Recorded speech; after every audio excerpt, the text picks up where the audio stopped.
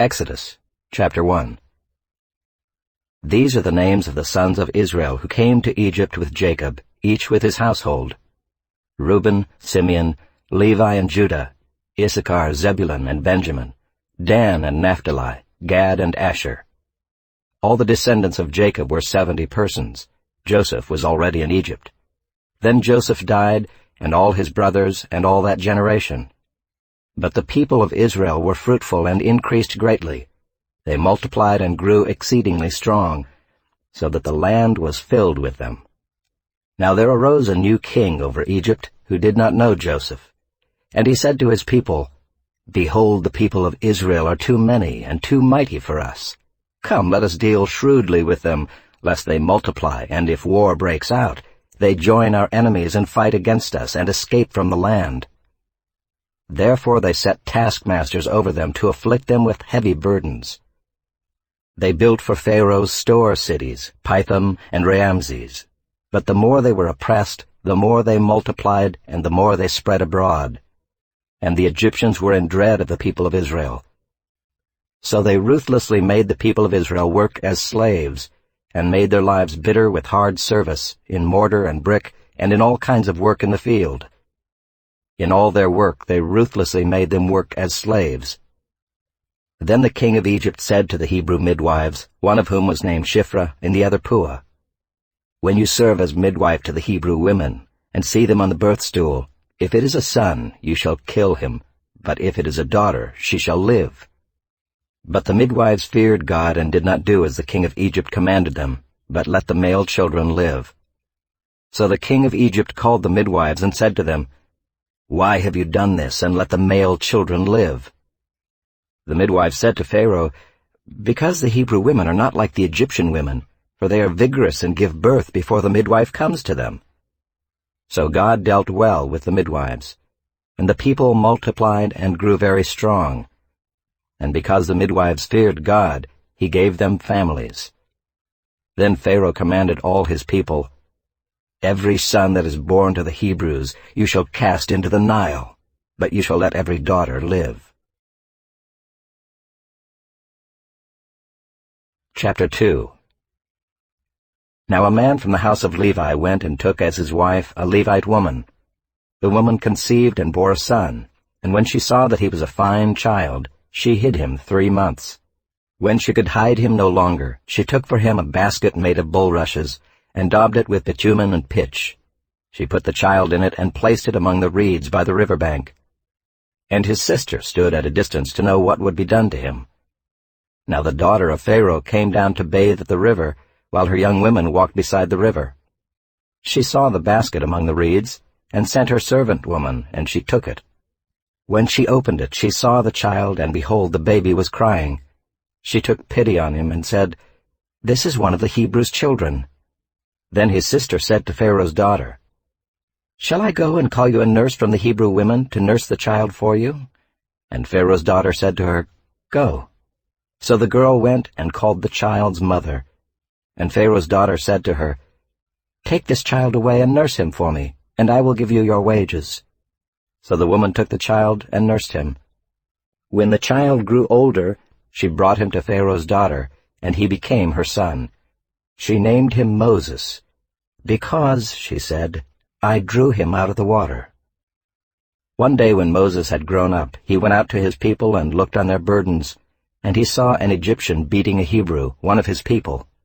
He looked this way and that, and seeing no one, he struck down the Egyptian and hid him in the sand.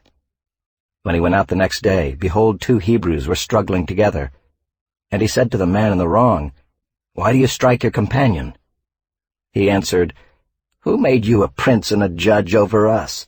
Do you mean to kill me as you killed the Egyptian?" Then Moses was afraid and thought, "Surely the thing is known." When Pharaoh heard of it, he sought to kill Moses. But Moses fled from Pharaoh and stayed in the land of Midian, and he sat down by a well.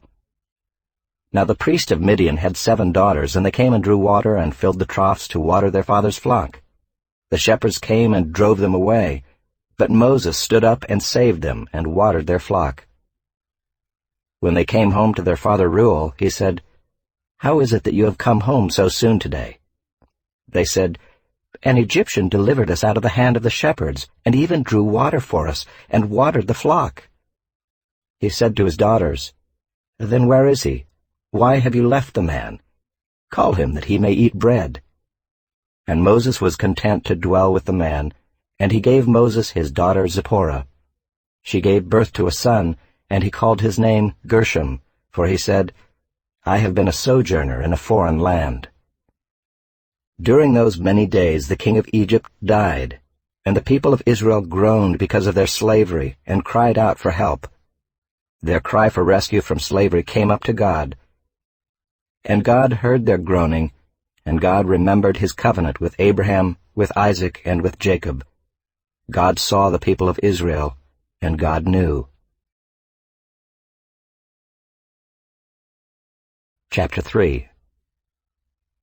Now Moses was keeping the flock of his father-in-law Jethro, the priest of Midian, and he led his flock to the west side of the wilderness, and came to Horeb, the mountain of God. And the angel of the Lord appeared to him in a flame of fire out of the midst of a bush. He looked, and behold, the bush was burning, yet it was not consumed. And Moses said, "I will turn aside to see this great sight, why the bush is not burned." When the Lord saw that he turned aside to see, God called to him out of the bush, "Moses, Moses." And he said, "Here I am." Then he said, "Do not come near. Take your sandals off your feet, for the place on which you are standing is holy ground." And he said, "I am the God of your father, the God of Abraham, the God of Isaac, and the God of Jacob." And Moses hid his face, for he was afraid to look at God.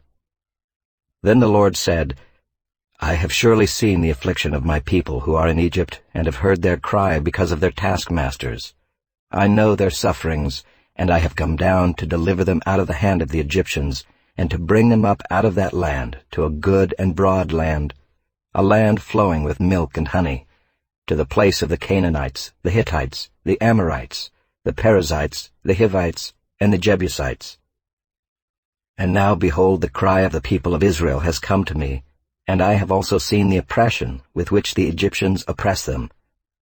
Come, I will send you to Pharaoh, that you may bring my people, the children of Israel, out of Egypt." But Moses said to God, "Who am I that I should go to Pharaoh and bring the children of Israel out of Egypt?" He said, "But I will be with you, and this shall be the sign for you that I have sent you. When you have brought the people out of Egypt, you shall serve God on this mountain." Then Moses said to God, "If I come to the people of Israel and say to them, 'The God of your fathers has sent me to you,' and they ask me, 'What is his name?' what shall I say to them?" God said to Moses, "I am who I am." And he said, "Say this to the people of Israel, 'I am has sent me to you.'" God also said to Moses, "Say this to the people of Israel, 'The Lord, the God of your fathers, the God of Abraham, the God of Isaac, and the God of Jacob, has sent me to you. This is my name forever, and thus I am to be remembered throughout all generations.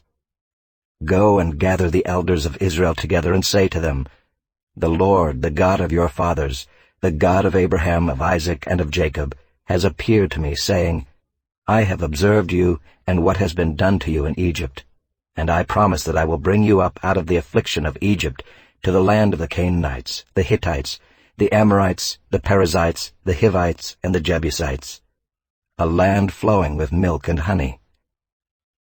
And they will listen to your voice, and you and the elders of Israel shall go to the king of Egypt and say to him, The Lord, the God of the Hebrews, has met with us, and now please let us go a 3 days' journey into the wilderness, that we may sacrifice to the Lord our God.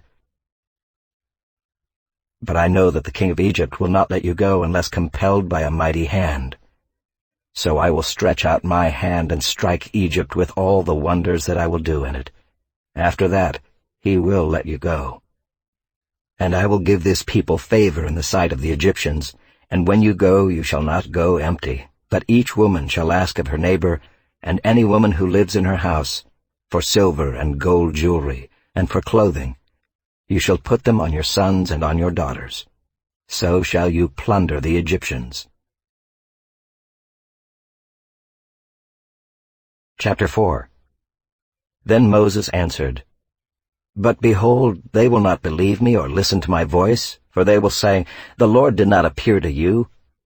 The Lord said to him, What is that in your hand? He said, A staff.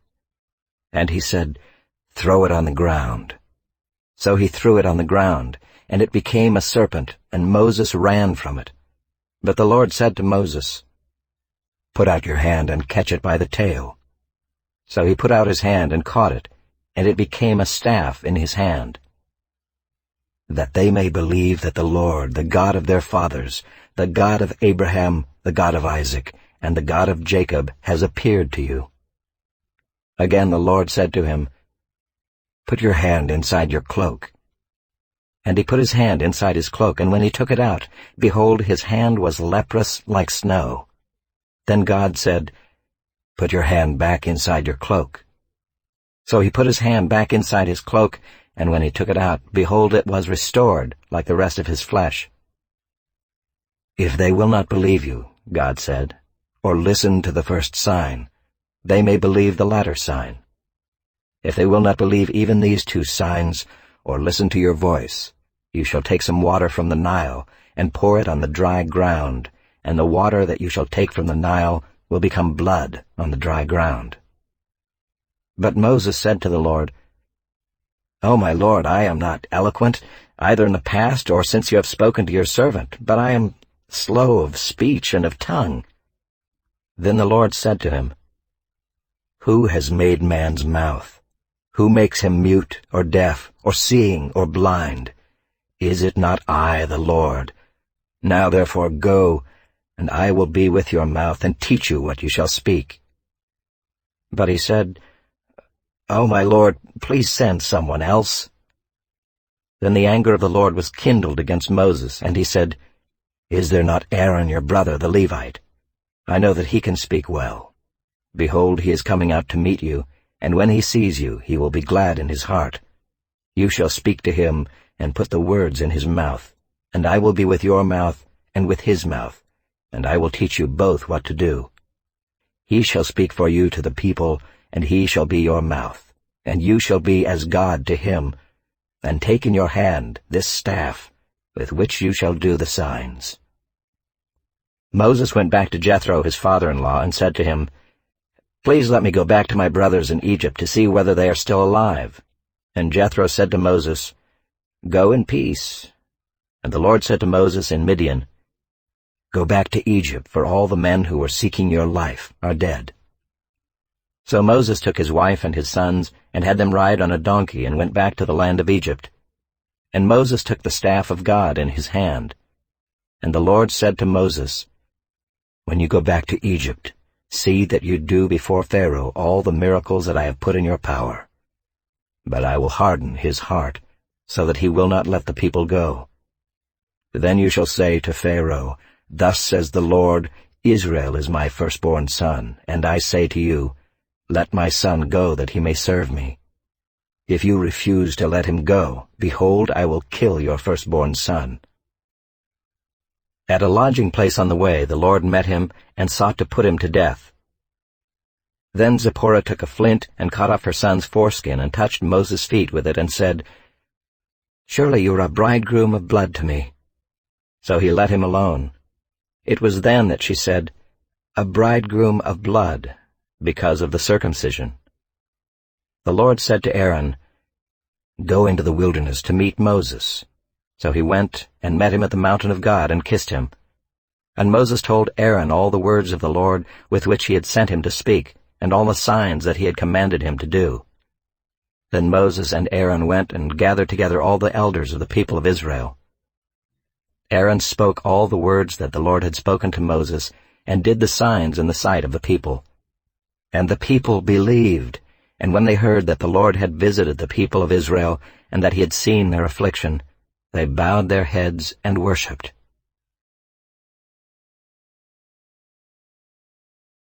Chapter 5. Afterward Moses and Aaron went and said to Pharaoh, "Thus says the Lord, the God of Israel, Let my people go, that they may hold a feast to me in the wilderness."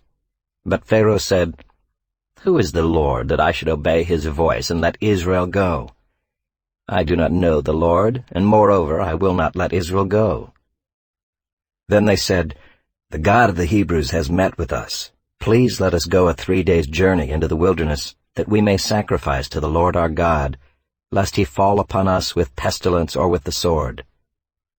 But the king of Egypt said to them, "Moses and Aaron, why do you take the people away from their work? Get back to your burdens." And Pharaoh said, "Behold, the people of the land are now many, and you make them rest from their burdens." The same day Pharaoh commanded the taskmasters of the people and their foremen, "You shall no longer give the people straw to make bricks, as in the past. Let them go and gather straw for themselves. But the number of bricks that they made in the past you shall impose on them. You shall by no means reduce it, for they are idle. Therefore they cry, 'Let us go and offer sacrifice to our God.' Let heavier work be laid on the men, that they may labor at it and pay no regard to lying words." So the taskmasters and the foremen of the people went out and said to the people, "Thus says Pharaoh, I will not give you straw. Go and get your straw yourselves wherever you can find it. But your work will not be reduced in the least." So the people were scattered throughout all the land of Egypt to gather stubble for straw.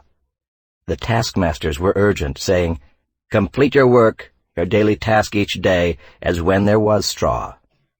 And the foremen of the people of Israel, whom Pharaoh's taskmasters had set over them, were beaten and were asked, "Why have you not done all your task of making bricks today and yesterday as in the past?"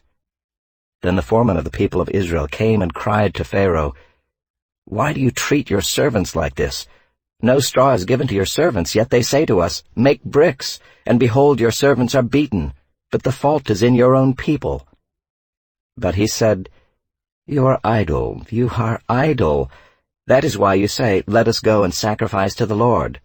Go now and work. No straw will be given you, but you must still deliver the same number of bricks." The foremen of the people of Israel saw that they were in trouble when they said, "You shall by no means reduce your number of bricks, your daily task each day." They met Moses and Aaron, who were waiting for them as they came out from Pharaoh, and they said to them, "The Lord look on you and judge, because you have made us stink in the sight of Pharaoh and his servants, and have put a sword in their hand to kill us." Then Moses turned to the Lord and said, "O Lord, why have you done evil to this people? Why did you ever send me? For since I came to Pharaoh to speak in your name, he has done evil to this people, and you have not delivered your people at all." Chapter 6. But the Lord said to Moses, "Now you shall see what I will do to Pharaoh. For with a strong hand he will send them out, and with a strong hand he will drive them out of his land." God spoke to Moses and said to him, "I am the Lord. I appeared to Abraham, to Isaac, and to Jacob as God Almighty. But by my name, the Lord, I did not make myself known to them. I also established my covenant with them to give them the land of Canaan, the land in which they lived as sojourners. Moreover, I have heard the groaning of the people of Israel, whom the Egyptians hold as slaves, and I have remembered my covenant. Say therefore to the people of Israel, I am the Lord, and I will bring you out from under the burdens of the Egyptians, and I will deliver you from slavery to them, and I will redeem you with an outstretched arm and with great acts of judgment. I will take you to be my people, and I will be your God. And you shall know that I am the Lord your God, who has brought you out from under the burdens of the Egyptians. I will bring you into the land that I swore to give to Abraham, to Isaac, and to Jacob. I will give it to you for a possession. I am the Lord." Moses spoke thus to the people of Israel, but they did not listen to Moses, because of their broken spirit and harsh slavery. So the Lord said to Moses, "Go in, tell Pharaoh king of Egypt to let the people of Israel go out of his land." But Moses said to the Lord, "Behold, the people of Israel have not listened to me. How then shall Pharaoh listen to me, for I am of uncircumcised lips? But the Lord spoke to Moses and Aaron, and gave them a charge about the people of Israel and about Pharaoh king of Egypt, to bring the people of Israel out of the land of Egypt. These are the heads of their fathers' houses, the sons of Reuben the firstborn of Israel, Hanok, Palu, Hezron, and Carmi. These are the clans of Reuben, the sons of Simeon, Jemuel, Jamin, Ohad, Jachin, Zohar, and Shaul, the son of a Canaanite woman. These are the clans of Simeon. These are the names of the sons of Levi according to their generations: Gershon, Kohath, and Merari. The years of the life of Levi being 137 years. The sons of Gershon, Libni and Shimei by their clans. The sons of Kohath, Amram, Izhar, Hebron, and Uziel, the years of the life of Kohath being 133 years. The sons of Merari, Malai and Mushai, these are the clans of the Levites according to their generations. Amram took as his wife Jochebed his father's sister, and she bore him Aaron and Moses, the years of the life of Amram being 137 years. The sons of Izhar, Korah, Nepheg, and Zichri. The sons of Uziel, Mishael, Elzaphan, and Sithri. Aaron took as his wife Elisheba, the daughter of Amminadab, and the sister of Nahshon, and she bore him Nadab, Abihu, Eleazar, and Ithamar. The sons of Korah, Asher, Elkanah, and Abiasaph. These are the clans of the Korahites. Eleazar, Aaron's son, took as his wife one of the daughters of Putiel, and she bore him Phinehas. These are the heads of the fathers' houses of the Levites by their clans. These are the Aaron and Moses to whom the Lord said, "Bring out the people of Israel from the land of Egypt by their hosts." It was they who spoke to Pharaoh king of Egypt about bringing out the people of Israel from Egypt, this Moses and this Aaron. On the day when the Lord spoke to Moses in the land of Egypt, the Lord said to Moses, "I am the Lord. Tell Pharaoh king of Egypt all that I say to you." But Moses said to the Lord, "Behold, I am of uncircumcised lips. How will Pharaoh listen to me?" Chapter 7. And the Lord said to Moses, "See, I have made you like God to Pharaoh, and your brother Aaron shall be your prophet. You shall speak all that I command you, and your brother Aaron shall tell Pharaoh to let the people of Israel go out of his land. But I will harden Pharaoh's heart, and though I multiply my signs and wonders in the land of Egypt, Pharaoh will not listen to you. Then I will lay my hand on Egypt and bring my hosts, my people, the children of Israel, out of the land of Egypt by great acts of judgment. The Egyptians shall know that I am the Lord when I stretch out my hand against Egypt and bring out the people of Israel from among them." Moses and Aaron did so. They did just as the Lord commanded them. Now Moses was 80 years old and Aaron 83 years old when they spoke to Pharaoh. Then the Lord said to Moses and Aaron, "When Pharaoh says to you, 'Prove yourselves by working a miracle,' then you shall say to Aaron, 'Take your staff and cast it down before Pharaoh, that it may become a serpent.'" So Moses and Aaron went to Pharaoh, and did just as the Lord commanded. Aaron cast down his staff before Pharaoh and his servants, and it became a serpent. Then Pharaoh summoned the wise men and the sorcerers, and they, the magicians of Egypt, also did the same by their secret arts. For each man cast down his staff, and they became serpents. But Aaron's staff swallowed up their staffs. Still Pharaoh's heart was hardened, and he would not listen to them as the Lord had said. Then the Lord said to Moses, "Pharaoh's heart is hardened. He refuses to let the people go. Go to Pharaoh in the morning as he is going out to the water. Stand on the bank of the Nile to meet him, and take in your hand the staff that turned into a serpent. And you shall say to him, 'The Lord, the God of the Hebrews, sent me to you, saying, Let my people go, that they may serve me in the wilderness. But so far you have not obeyed. Thus says the Lord, By this you shall know that I am the Lord. Behold, with the staff that is in my hand I will strike the water that is in the Nile, and it shall turn into blood. The fish in the Nile shall die, and the Nile will stink, and the Egyptians will grow weary of drinking water from the Nile. And the Lord said to Moses, Say to Aaron, Take your staff and stretch out your hand over the waters of Egypt, over their rivers, their canals, and their ponds, and all their pools of water, so that they may become blood, and there shall be blood throughout all the land of Egypt, even in vessels of wood and in vessels of stone. Moses and Aaron did as the Lord commanded. In the sight of Pharaoh and in the sight of his servants, he lifted up the staff and struck the water in the Nile, and all the water in the Nile turned into blood. And the fish in the Nile died, and the Nile stank, so that the Egyptians could not drink water from the Nile. There was blood throughout all the land of Egypt. But the magicians of Egypt did the same by their secret arts. So Pharaoh's heart remained hardened, and he would not listen to them, as the Lord had said. Pharaoh turned and went into his house, and he did not take even this to heart. And all the Egyptians dug along the Nile for water to drink, for they could not drink the water of the Nile. 7 full days passed after the Lord had struck the Nile. Chapter 8. Then the Lord said to Moses, Go into Pharaoh and say to him, Thus says the Lord, Let my people go, that they may serve me.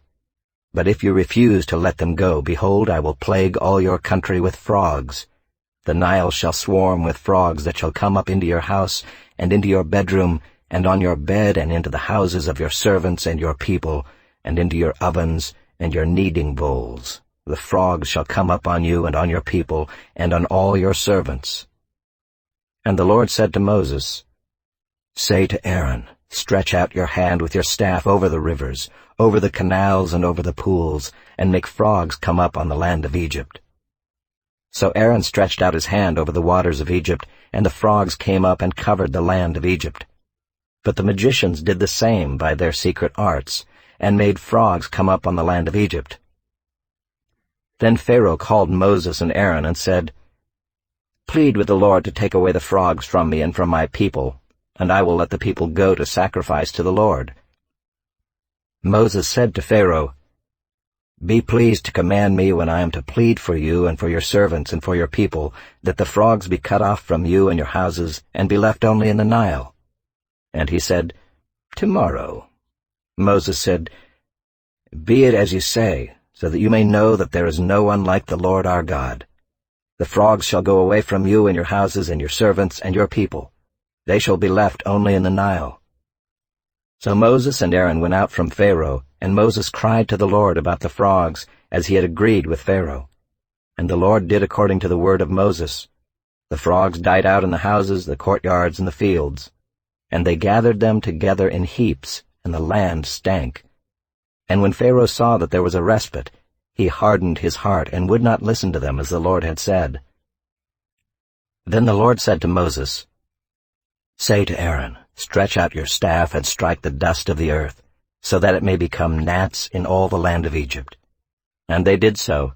Aaron stretched out his hand with his staff and struck the dust of the earth, and there were gnats on man and beast.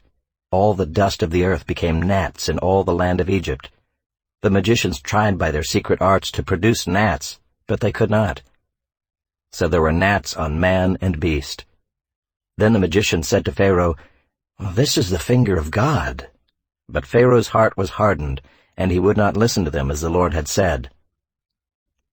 Then the Lord said to Moses, Rise up early in the morning and present yourself to Pharaoh, as he goes out to the water, and say to him, Thus says the Lord, Let my people go, that they may serve me.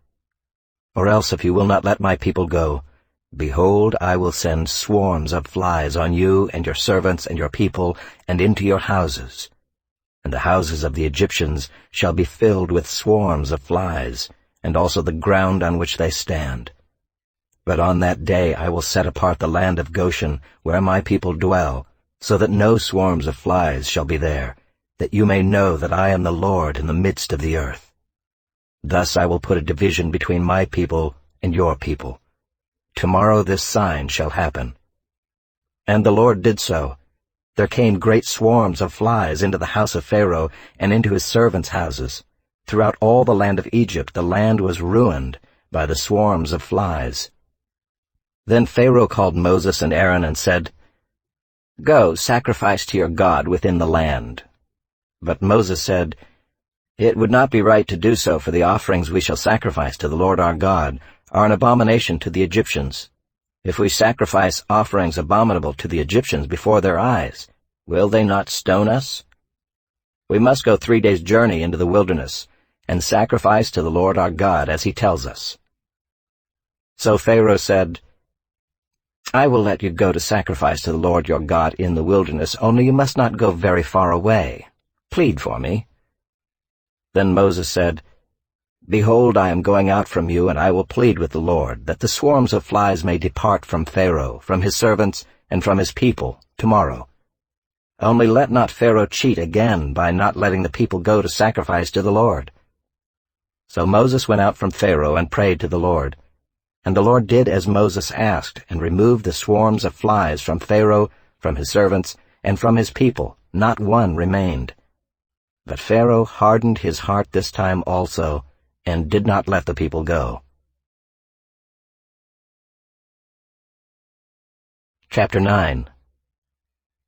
Then the Lord said to Moses, "Go into Pharaoh and say to him, Thus says the Lord, the God of the Hebrews, Let my people go, that they may serve me. For if you refuse to let them go, and still hold them, behold, the hand of the Lord will fall with a very severe plague upon your livestock that are in the field, the horses, the donkeys, the camels, the herds, and the flocks. But the Lord will make a distinction between the livestock of Israel and the livestock of Egypt, so that nothing of all that belongs to the people of Israel shall die." And the Lord set a time, saying, "Tomorrow the Lord will do this thing in the land." And the next day the Lord did this thing. All the livestock of the Egyptians died, but not one of the livestock of the people of Israel died. And Pharaoh sent, and behold, not one of the livestock of Israel was dead. But the heart of Pharaoh was hardened, and he did not let the people go. And the Lord said to Moses and Aaron, "Take handfuls of soot from the kiln, and let Moses throw them in the air in the sight of Pharaoh. It shall become fine dust over all the land of Egypt, and become boils breaking out in sores on man and beast throughout all the land of Egypt." So they took the soot from the kiln and stood before Pharaoh. And Moses threw it in the air, and it became boils breaking out in sores on man and beast. And the magicians could not stand before Moses because of the boils, for the boils came upon the magicians and upon all the Egyptians. But the Lord hardened the heart of Pharaoh, and he did not listen to them, as the Lord had spoken to Moses.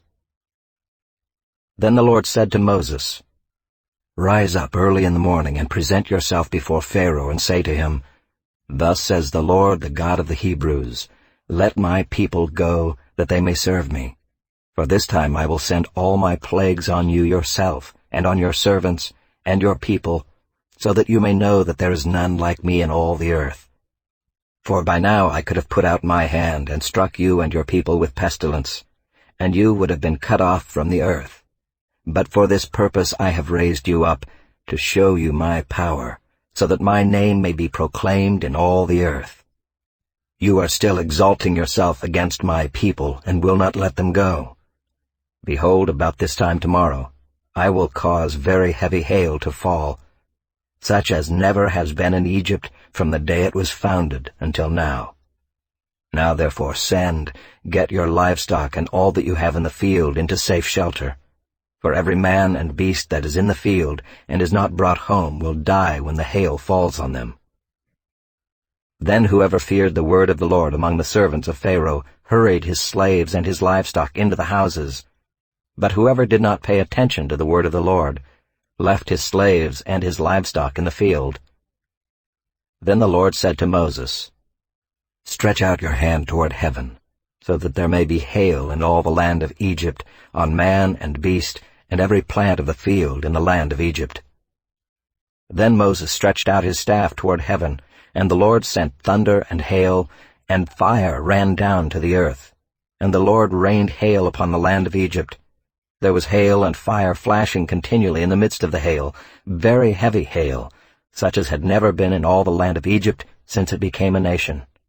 The hail struck down everything that was in the field in all the land of Egypt, both man and beast. And the hail struck down every plant of the field, and broke every tree of the field. Only in the land of Goshen, where the people of Israel were, was there no hail. Then Pharaoh sent and called Moses and Aaron and said to them, "This time I have sinned. The Lord is in the right, and I and my people are in the wrong. Plead with the Lord, for there has been enough of God's thunder and hail. I will let you go, and you shall stay no longer." Moses said to him, "As soon as I have gone out of the city, I will stretch out my hands to the Lord. The thunder will cease, and there will be no more hail, so that you may know that the earth is the Lord's. But as for you and your servants, I know that you do not yet fear the Lord God." The flax and the barley were struck down, for the barley was in the ear and the flax was in bud.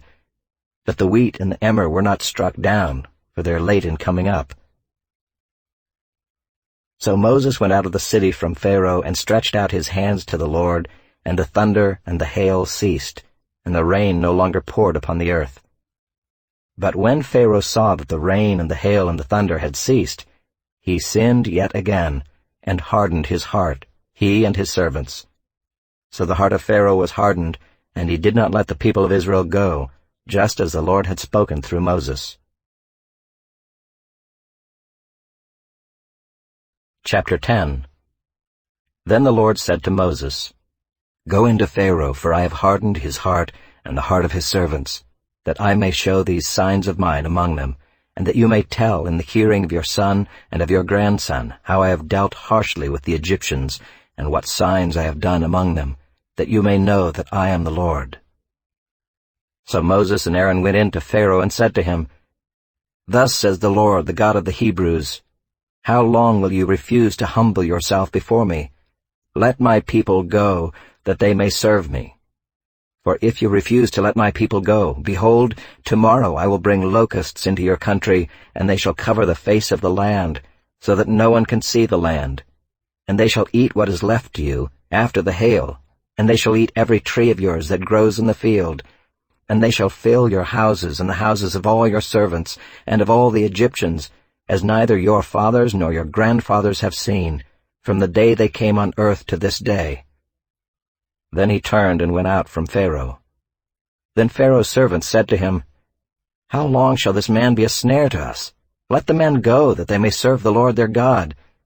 Do you not yet understand that Egypt is ruined?" So Moses and Aaron were brought back to Pharaoh, and he said to them, "Go, serve the Lord your God. But which ones are to go?" Moses said, "We will go with our young and our old. We will go with our sons and daughters, and with our flocks and herds, for we must hold a feast to the Lord." But he said to them, "The Lord be with you if ever I let you and your little ones go. Look, you have some evil purpose in mind. No. Go, the men among you, and serve the Lord, for that is what you are asking." And they were driven out from Pharaoh's presence. Then the Lord said to Moses, "Stretch out your hand over the land of Egypt for the locusts, so that they may come upon the land of Egypt and eat every plant in the land, all that the hail has left." So Moses stretched out his staff over the land of Egypt, and the Lord brought an east wind upon the land all that day and all that night. When it was morning, the east wind had brought the locusts. The locusts came up over all the land of Egypt and settled on the whole country of Egypt, such a dense swarm of locusts as had never been before, nor ever will be again. They covered the face of the whole land, so that the land was darkened, and they ate all the plants in the land and all the fruit of the trees that the hail had left. Not a green thing remained, neither tree nor plant of the field, through all the land of Egypt. Then Pharaoh hastily called Moses and Aaron and said, "I have sinned against the Lord your God and against you. Now therefore forgive my sin, please, only this once, and plead with the Lord your God only to remove this death from me." So he went out from Pharaoh and pleaded with the Lord. And the Lord turned the wind into a very strong west wind, which lifted the locusts and drove them into the Red Sea. Not a single locust was left in all the country of Egypt. But the Lord hardened Pharaoh's heart, and he did not let the people of Israel go. Then the Lord said to Moses, "Stretch out your hand toward heaven, that there may be darkness over the land of Egypt, a darkness to be felt." So Moses stretched out his hand toward heaven, and there was pitch darkness in all the land of Egypt 3 days. They did not see one another, nor did anyone rise from his place for 3 days, but all the people of Israel had light where they lived. Then Pharaoh called Moses and said, "Go, serve the Lord. Your little ones also may go with you. Only let your flocks and your herds remain behind." But Moses said, "You must also let us have sacrifices and burnt offerings, that we may sacrifice to the Lord our God. Our livestock also must go with us. Not a hoof shall be left behind, for we must take of them to serve the Lord our God, and we do not know with what we must serve the Lord until we arrive there." But the Lord hardened Pharaoh's heart, and he would not let them go. Then Pharaoh said to him, "Get away from me. Take care never to see my face again, for on the day you see my face you shall die." Moses said, "As you say, I will not see your face again." Chapter 11. The Lord said to Moses, "Yet one plague more I will bring upon Pharaoh and upon Egypt. Afterward he will let you go from here. When he lets you go, he will drive you away completely. Speak now in the hearing of the people, that they ask every man of his neighbor and every woman of her neighbor for silver and gold jewelry." And the Lord gave the people favor in the sight of the Egyptians. Moreover, the man Moses was very great in the land of Egypt, in the sight of Pharaoh's servants, and in the sight of the people. So Moses said, "Thus says the Lord, about midnight I will go out in the midst of Egypt, and every firstborn in the land of Egypt shall die, from the firstborn of Pharaoh who sits on his throne, even to the firstborn of the slave girl who is behind the handmill, and all the firstborn of the cattle. There shall be a great cry throughout all the land of Egypt, such as there has never been, nor ever will be again. But not a dog shall growl against any of the people of Israel, either man or beast, that you may know that the Lord makes a distinction between Egypt and Israel. And all these your servants shall come down to me, and bow down to me, saying, Get out, you and all the people who follow you. And after that I will go out." And he went out from Pharaoh in hot anger. Then the Lord said to Moses, "Pharaoh will not listen to you, that my wonders may be multiplied in the land of Egypt." Moses and Aaron did all these wonders before Pharaoh, and the Lord hardened Pharaoh's heart, and he did not let the people of Israel go out of his land.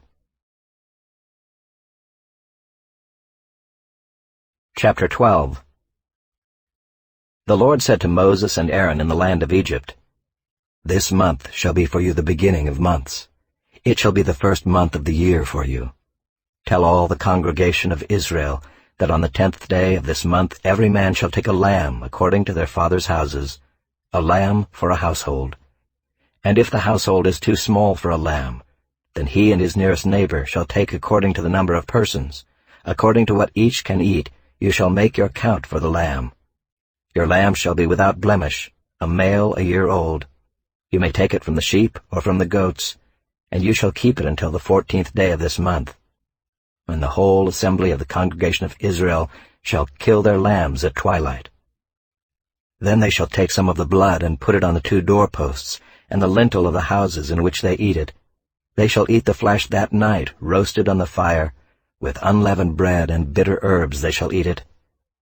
Do not eat any of it raw or boiled in water, but roasted, its head with its legs and its inner parts. And you shall let none of it remain until the morning. Anything that remains until the morning you shall burn. In this manner you shall eat it, with your belt fastened, your sandals on your feet, and your staff in your hand. And you shall eat it in haste. It is the Lord's Passover. For I will pass through the land of Egypt that night, and I will strike all the firstborn in the land of Egypt, both man and beast. And on all the gods of Egypt I will execute judgments. I am the Lord. The blood shall be a sign for you, on the houses where you are. And when I see the blood, I will pass over you, and no plague will befall you to destroy you, when I strike the land of Egypt. This day shall be for you a memorial day, and you shall keep it as a feast to the Lord. Throughout your generations, as a statute forever, you shall keep it as a feast. 7 days you shall eat unleavened bread. On the first day you shall remove leaven out of your houses.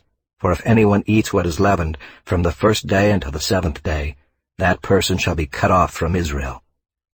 On the first day you shall hold a holy assembly, and on the 7th day a holy assembly. No work shall be done on those days. But what everyone needs to eat, that alone may be prepared by you. And you shall observe the feast of unleavened bread, for on this very day I brought your hosts out of the land of Egypt. Therefore you shall observe this day throughout your generations as a statute forever. In the first month, from the 14th day of the month at evening, you shall eat unleavened bread until the 21st day of the month at evening. For 7 days no leaven is to be found in your houses. If anyone eats what is leavened, that person will be cut off from the congregation of Israel, whether he is a sojourner or a native of the land. You shall eat nothing leavened. In all your dwelling places you shall eat unleavened bread. Then Moses called all the elders of Israel and said to them, Go and select lambs for yourselves according to your clans, and kill the Passover lamb.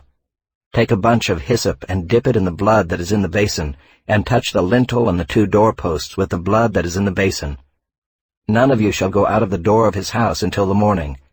For the Lord will pass through to strike the Egyptians, and when he sees the blood on the lintel and on the 2 doorposts, the Lord will pass over the door, and will not allow the destroyer to enter your houses to strike you. You shall observe this rite as a statute for you and for your sons forever. And when you come to the land that the Lord will give you, as he has promised, you shall keep this service. And when your children say to you, What do you mean by this service? You shall say, It is the sacrifice of the Lord's Passover, for he passed over the houses of the people of Israel in Egypt, when he struck the Egyptians, but spared our houses. And the people bowed their heads and worshipped. Then the people of Israel went and did so, as the Lord had commanded Moses and Aaron, so they did.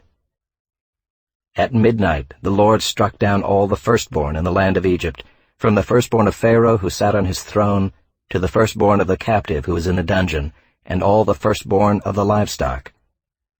And Pharaoh rose up in the night, he and all his servants and all the Egyptians, and there was a great cry in Egypt, for there was not a house where someone was not dead. Then he summoned Moses and Aaron by night and said, Up, go out from among my people, both you and the people of Israel, and go, serve the Lord as you have said. Take your flocks and your herds as you have said, and be gone, and bless me also. The Egyptians were urgent with the people to send them out of the land in haste, for they said, We shall all be dead. So the people took their dough before it was leavened, their kneading bowls being bound up in their cloaks on their shoulders. The people of Israel had also done as Moses told them, for they had asked the Egyptians for silver and gold jewelry and for clothing. And the Lord had given the people favor in the sight of the Egyptians, so that they let them have what they asked. Thus they plundered the Egyptians. And the people of Israel journeyed from Ramses to Succoth, about 600,000 men on foot, besides women and children. A mixed multitude also went up with them, and very much livestock, both flocks and herds. And they baked unleavened cakes of the dough that they had brought out of Egypt, for it was not leavened, because they were thrust out of Egypt and could not wait, nor had they prepared any provisions for themselves. The time that the people of Israel lived in Egypt was 430 years. At the end of 430 years, on that very day, all the hosts of the Lord went out from the land of Egypt. It was a night of watching by the Lord, to bring them out of the land of Egypt. So this same night is a night of watching kept to the Lord by all the people of Israel throughout their generations. And the Lord said to Moses and Aaron, This is the statute of the Passover. No foreigner shall eat of it, but every slave that is bought for money may eat of it after you have circumcised him. No foreigner or hired worker may eat of it. It shall be eaten in one house. You shall not take any of the flesh outside the house, and you shall not break any of its bones. All the congregation of Israel shall keep it. If a stranger shall sojourn with you, and would keep the Passover to the Lord, let all his males be circumcised. Then he may come near and keep it. He shall be as a native of the land. But no uncircumcised person shall eat of it. There shall be one law for the native and for the stranger who sojourns among you. All the people of Israel did just as the Lord commanded Moses and Aaron, and on that very day the Lord brought the people of Israel out of the land of Egypt by their hosts. Chapter 13. The Lord said to Moses, "Consecrate to me all the firstborn. Whatever is the first to open the womb among the people of Israel, both of man and of beast, is mine." Then Moses said to the people, "Remember this day in which you came out from Egypt, out of the house of slavery, for by a strong hand the Lord brought you out from this place. No leavened bread shall be eaten. Today, in the month of Abib, you are going out. And when the Lord brings you into the land of the Canaanites, the Hittites, the Amorites, the Hivites, and the Jebusites, which he swore to your fathers to give you, a land flowing with milk and honey, you shall keep this service in this month. 7 days you shall eat unleavened bread, and on the 7th day there shall be a feast to the Lord. Unleavened bread shall be eaten for 7 days. No leavened bread shall be seen with you, and no leaven shall be seen with you in all your territory. You shall tell your son on that day, 'It is because of what the Lord did for me when I came out of Egypt.' And it shall be to you as a sign on your hand, and as a memorial between your eyes, that the law of the Lord may be in your mouth. For with a strong hand the Lord has brought you out of Egypt. You shall therefore keep this statute at its appointed time from year to year. When the Lord brings you into the land of the Canaanites, as he swore to you and your fathers, and shall give it to you, you shall set apart to the Lord all that first opens the womb. All the firstborn of your animals that are males shall be the Lord's. Every firstborn of a donkey you shall redeem with a lamb, or if you will not redeem it, you shall break its neck. Every firstborn of man among your sons you shall redeem. And when in time to come your son asks you, 'What does this mean?' you shall say to him, 'By a strong hand the Lord brought us out of Egypt from the house of slavery. For when Pharaoh stubbornly refused to let us go, the Lord killed all the firstborn in the land of Egypt, both the firstborn of man and the firstborn of animals. Therefore I sacrificed to the Lord all the males that first open the womb, but all the firstborn of my sons I redeem. It shall be as a mark on your hand or frontlets between your eyes, for by a strong hand the Lord brought us out of Egypt." When Pharaoh let the people go, God did not lead them by way of the land of the Philistines, although that was near. For God said, "Lest the people change their minds when they see war and return to Egypt." But God led the people around by the way of the wilderness toward the Red Sea, and the people of Israel went up out of the land of Egypt equipped for battle.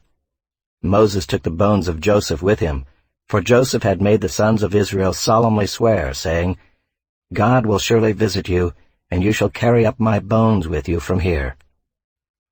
And they moved on from Succoth and encamped at Etham on the edge of the wilderness.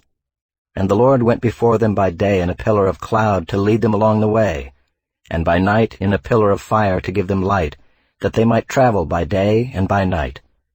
The pillar of cloud by day and the pillar of fire by night did not depart from before the people. Chapter 14.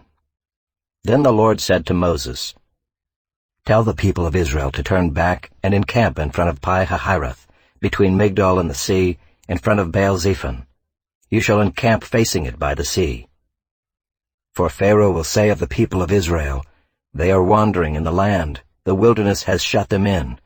And I will harden Pharaoh's heart, and he will pursue them, and I will get glory over Pharaoh and all his host, and the Egyptians shall know that I am the Lord." And they did so.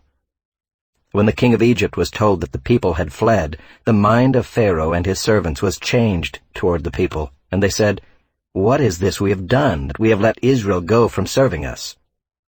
So he made ready his chariot and took his army with him, and took 600 chosen chariots and all the other chariots of Egypt with officers over all of them. And the Lord hardened the heart of Pharaoh king of Egypt, and he pursued the people of Israel, while the people of Israel were going out defiantly. The Egyptians pursued them, all Pharaoh's horses and chariots and his horsemen and his army, and overtook them encamped at the sea, by Pi-hahiroth in front of Baal-zephon. When Pharaoh drew near, the people of Israel lifted up their eyes, and behold, the Egyptians were marching after them, and they feared greatly. And the people of Israel cried out to the Lord. They said to Moses, "Is it because there are no graves in Egypt that you have taken us away to die in the wilderness? What have you done to us in bringing us out of Egypt? Is not this what we said to you in Egypt? Leave us alone that we may serve the Egyptians? For it would have been better for us to serve the Egyptians than to die in the wilderness." And Moses said to the people, "Fear not, stand firm, and see the salvation of the Lord, which he will work for you today. For the Egyptians whom you see today, you shall never see again. The Lord will fight for you, and you have only to be silent." The Lord said to Moses, "Why do you cry to me? Tell the people of Israel to go forward. Lift up your staff and stretch out your hand over the sea, and divide it, that the people of Israel may go through the sea on dry ground. And I will harden the hearts of the Egyptians, so that they shall go in after them, and I will get glory over Pharaoh and all his host, his chariots, and his horsemen. And the Egyptians shall know that I am the Lord, when I have gotten glory over Pharaoh, his chariots, and his horsemen."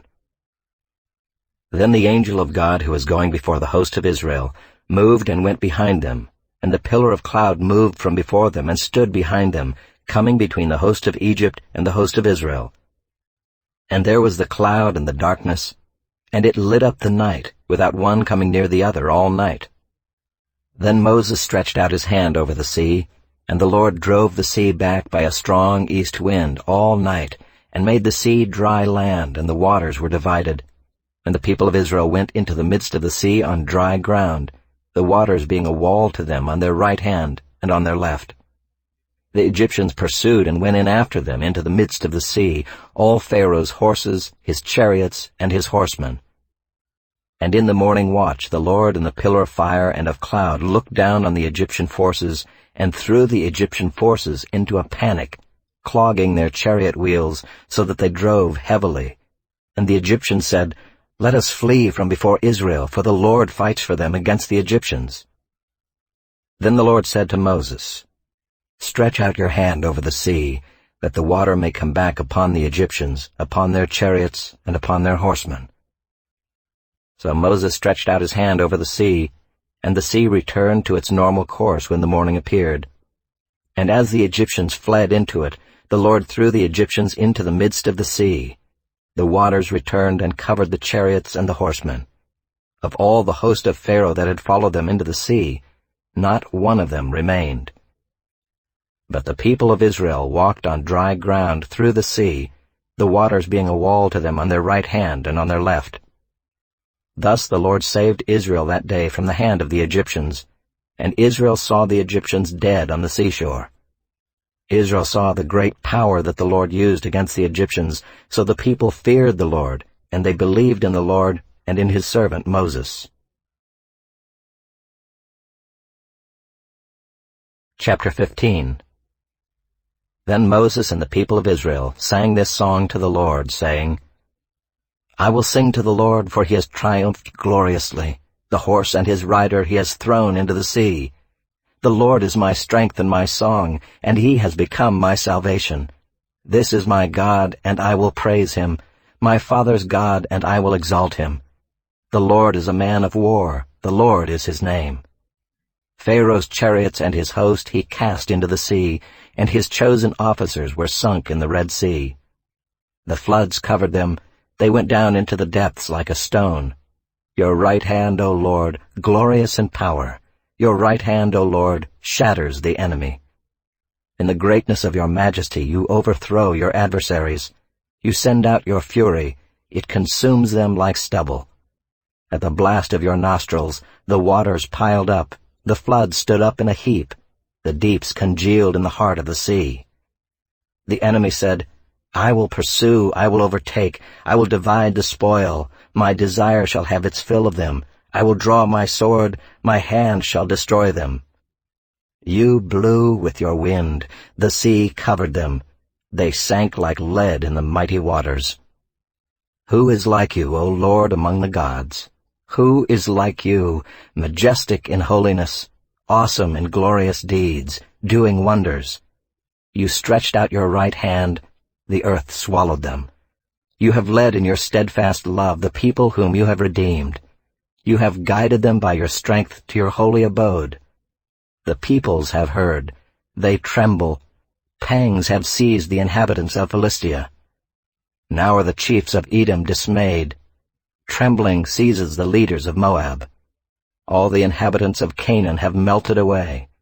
Terror and dread fall upon them. Because of the greatness of your arm, they are still as a stone. Till your people, O Lord, pass by, till the people pass by whom you have purchased. You will bring them in and plant them on your own mountain, the place, O Lord, which you have made for your abode, the sanctuary, O Lord, which your hands have established. The Lord will reign forever and ever. For when the horses of Pharaoh with his chariots and his horsemen went into the sea, the Lord brought back the waters of the sea upon them, but the people of Israel walked on dry ground in the midst of the sea. Then Miriam the prophetess, the sister of Aaron, took a tambourine in her hand, and all the women went out after her with tambourines and dancing. And Miriam sang to them, "Sing to the Lord, for he has triumphed gloriously. The horse and his rider he has thrown into the sea." Then Moses made Israel set out from the Red Sea, and they went into the wilderness of Shur. They went 3 days in the wilderness and found no water. When they came to Marah, they could not drink the water of Marah because it was bitter. Therefore it was named Marah. And the people grumbled against Moses, saying, "What shall we drink?" And he cried to the Lord, and the Lord showed him a log, and he threw it into the water, and the water became sweet. There the Lord made for them a statute and a rule, and there he tested them, saying, "If you will diligently listen to the voice of the Lord your God, and do that which is right in his eyes, and give ear to his commandments, and keep all his statutes, I will put none of the diseases on you that I put on the Egyptians, for I am the Lord your healer." Then they came to Elim, where there were 12 springs of water and 70 palm trees, and they encamped there by the water. Chapter 16. They set out from Elim, and all the congregation of the people of Israel came to the wilderness of Sin, which is between Elim and Sinai, on the 15th day of the 2nd month after they had departed from the land of Egypt. And the whole congregation of the people of Israel grumbled against Moses and Aaron in the wilderness. And the people of Israel said to them, "Would that we had died by the hand of the Lord in the land of Egypt, when we sat by the meat pots and ate bread to the full. For you have brought us out into this wilderness to kill this whole assembly with hunger." Then the Lord said to Moses, "Behold, I am about to rain bread from heaven for you, and the people shall go out and gather a day's portion every day, that I may test them, whether they will walk in my law or not. On the 6th day, when they prepare what they bring in, it will be twice as much as they gather daily." So Moses and Aaron said to all the people of Israel, "At evening you shall know that it was the Lord who brought you out of the land of Egypt, and in the morning you shall see the glory of the Lord, because he has heard your grumbling against the Lord. For what are we that you grumble against us?" And Moses said, "When the Lord gives you in the evening meat to eat, and in the morning bread to the full, because the Lord has heard your grumbling that you grumble against him, what are we? Your grumbling is not against us, but against the Lord." Then Moses said to Aaron, "Say to the whole congregation of the people of Israel, Come near before the Lord, for he has heard your grumbling." And as soon as Aaron spoke to the whole congregation of the people of Israel, they looked toward the wilderness, and behold, the glory of the Lord appeared in the cloud. And the Lord said to Moses, "I have heard the grumbling of the people of Israel. Say to them, At twilight you shall eat meat, and in the morning you shall be filled with bread. Then you shall know that I am the Lord your God." In the evening quail came up and covered the camp, and in the morning dew lay around the camp. And when the dew had gone up, there was on the face of the wilderness a fine, flake-like thing, fine as frost on the ground. When the people of Israel saw it, they said to one another, "What is it?" For they did not know what it was.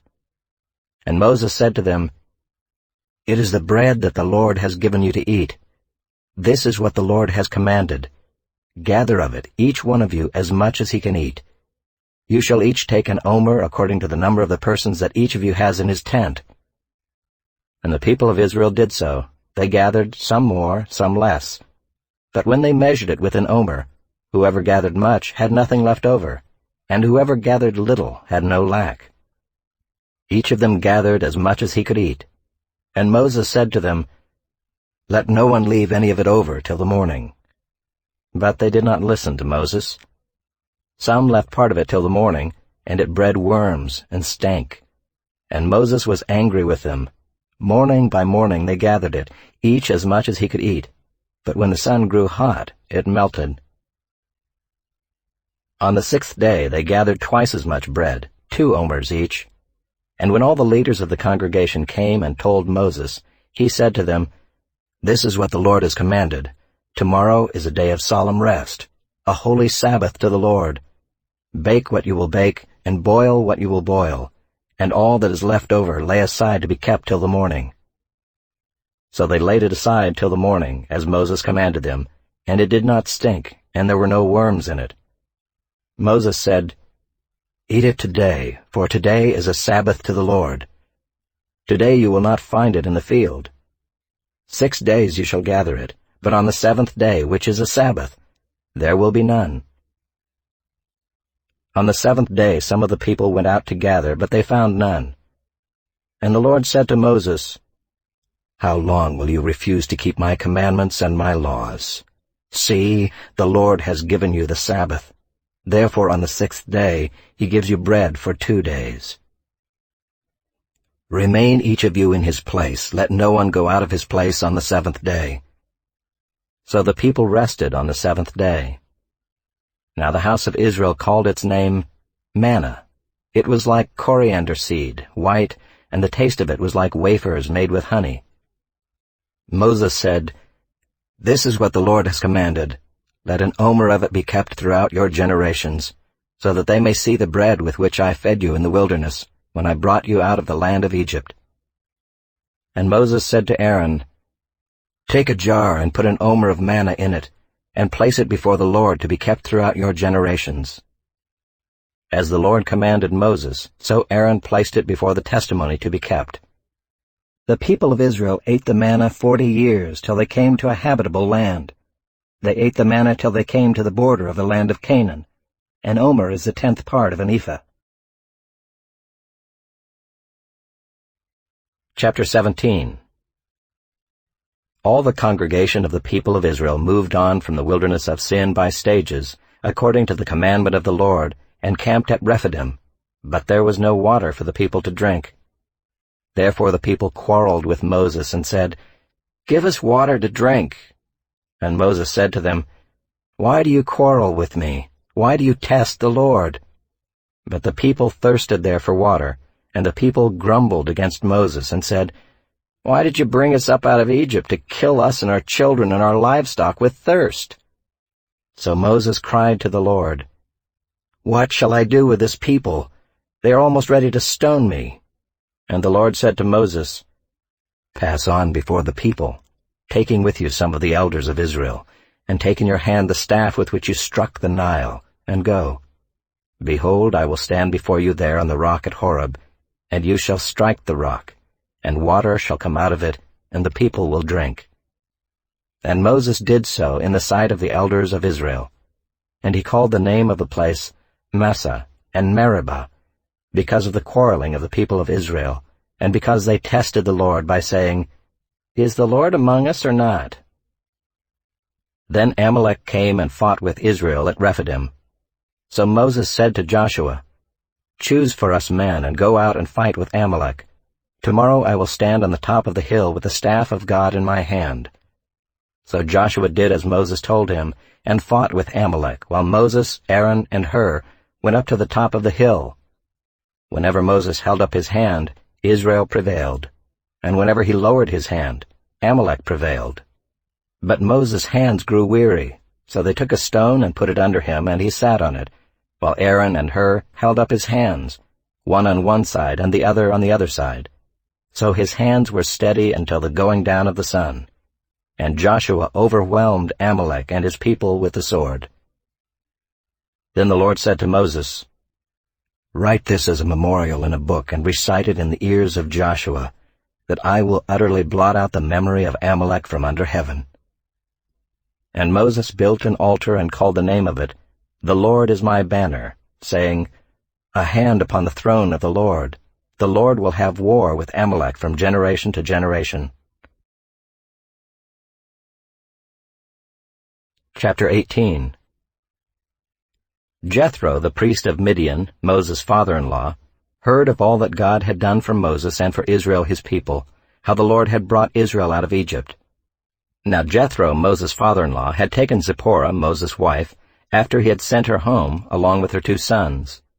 The name of the one was Gershom, for he said, "I have been a sojourner in a foreign land." And the name of the other, Eliezer, for he said, "The God of my father was my help, and delivered me from the sword of Pharaoh." Jethro, Moses' father-in-law, came with his sons and his wife to Moses in the wilderness where he was encamped at the mountain of God. And when he sent word to Moses, "I, your father-in-law Jethro, am coming to you with your wife and her 2 sons with her," Moses went out to meet his father-in-law and bowed down and kissed him. And they asked each other of their welfare and went into the tent. Then Moses told his father-in-law all that the Lord had done to Pharaoh and to the Egyptians for Israel's sake, all the hardship that had come upon them in the way, and how the Lord had delivered them. And Jethro rejoiced for all the good that the Lord had done to Israel, in that he had delivered them out of the hand of the Egyptians. Jethro said, "Blessed be the Lord who has delivered you out of the hand of the Egyptians, and out of the hand of Pharaoh, and has delivered the people from under the hand of the Egyptians. Now I know that the Lord is greater than all gods, because in this affair they dealt arrogantly with the people." And Jethro, Moses' father-in-law, brought a burnt offering and sacrifices to God. And Aaron came with all the elders of Israel to eat bread with Moses' father-in-law before God. The next day Moses sat to judge the people, and the people stood around Moses from morning till evening. When Moses' father-in-law saw all that he was doing for the people, he said, "What is this that you are doing for the people? Why do you sit alone, and all the people stand around you from morning till evening?" And Moses said to his father-in-law, "Because the people come to me to inquire of God. When they have a dispute, they come to me, and I decide between one person and another, and I make them know the statutes of God and his laws." Moses' father-in-law said to him, "What you are doing is not good. You and the people with you will certainly wear yourselves out, for the thing is too heavy for you. You are not able to do it alone. Now obey my voice. I will give you advice, and God be with you. You shall represent the people before God and bring their cases to God, and you shall warn them about the statutes and the laws, and make them know the way in which they must walk and what they must do. Moreover, look for able men from all the people, men who fear God, who are trustworthy and hate a bribe, and place such men over the people as chiefs of thousands, of hundreds, of 50s, and of 10s. And let them judge the people at all times. Every great matter they shall bring to you, but any small matter they shall decide themselves. So it will be easier for you, and they will bear the burden with you. If you do this, God will direct you, you will be able to endure, and all this people also will go to their place in peace." So Moses listened to the voice of his father-in-law, and did all that he had said. Moses chose able men out of all Israel and made them heads over the people, chiefs of thousands, of hundreds, of 50s, and of 10s. And they judged the people at all times. Any hard case they brought to Moses, but any small matter they decided themselves. Then Moses let his father-in-law depart, and he went away to his own country. Chapter 19. On the 3rd new moon after the people of Israel had gone out of the land of Egypt, on that day they came into the wilderness of Sinai. They set out from Rephidim and came into the wilderness of Sinai, and they encamped in the wilderness. There Israel encamped before the mountain, while Moses went up to God.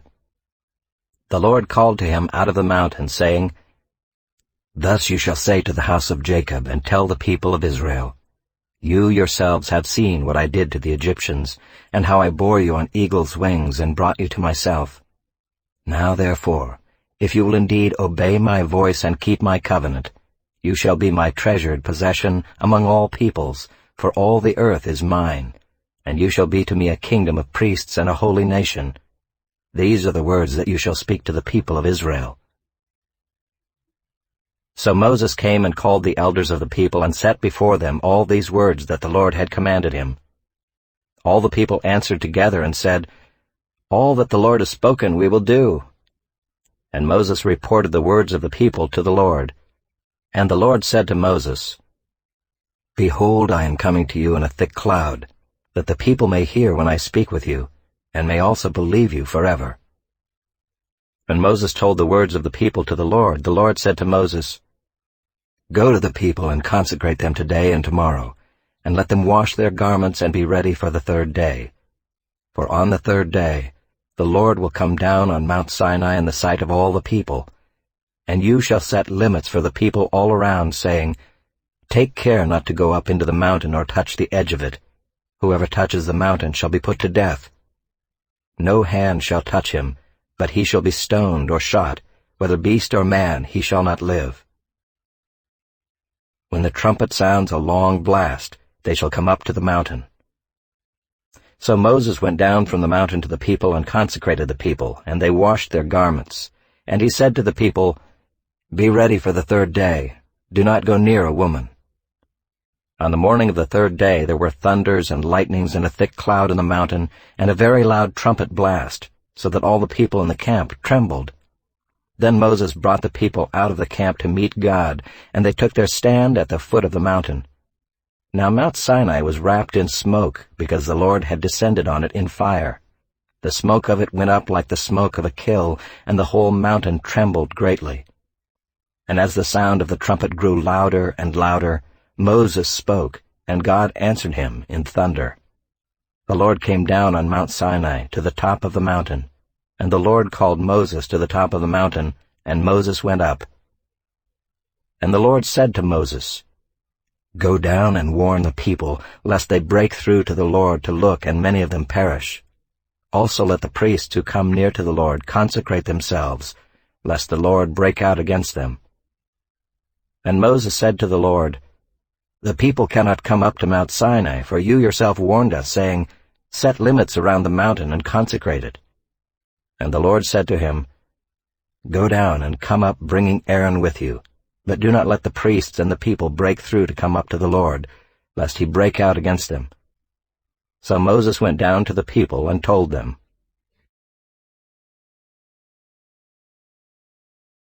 Chapter 20. And God spoke all these words, saying, "I am the Lord your God who brought you out of the land of Egypt, out of the house of slavery. You shall have no other gods before me. You shall not make for yourself a carved image, or any likeness of anything that is in heaven above, or that is in the earth beneath, or that is in the water under the earth. You shall not bow down to them or serve them, for I, the Lord your God, am a jealous God, visiting the iniquity of the fathers on the children to the third and the fourth generation of those who hate me, but showing steadfast love to thousands of those who love me and keep my commandments. You shall not take the name of the Lord your God in vain, for the Lord will not hold him guiltless who takes his name in vain. Remember the Sabbath day, to keep it holy. 6 days you shall labor, and do all your work, but the seventh day is a Sabbath to the Lord your God. On it you shall not do any work, you or your son or your daughter, your male servant or your female servant, or your livestock, or the sojourner who is within your gates. For in 6 days the Lord made heaven and earth, the sea and all that is in them, and rested on the seventh day. Therefore the Lord blessed the Sabbath day and made it holy. Honor your father and your mother, that your days may be long in the land that the Lord your God is giving you. You shall not murder.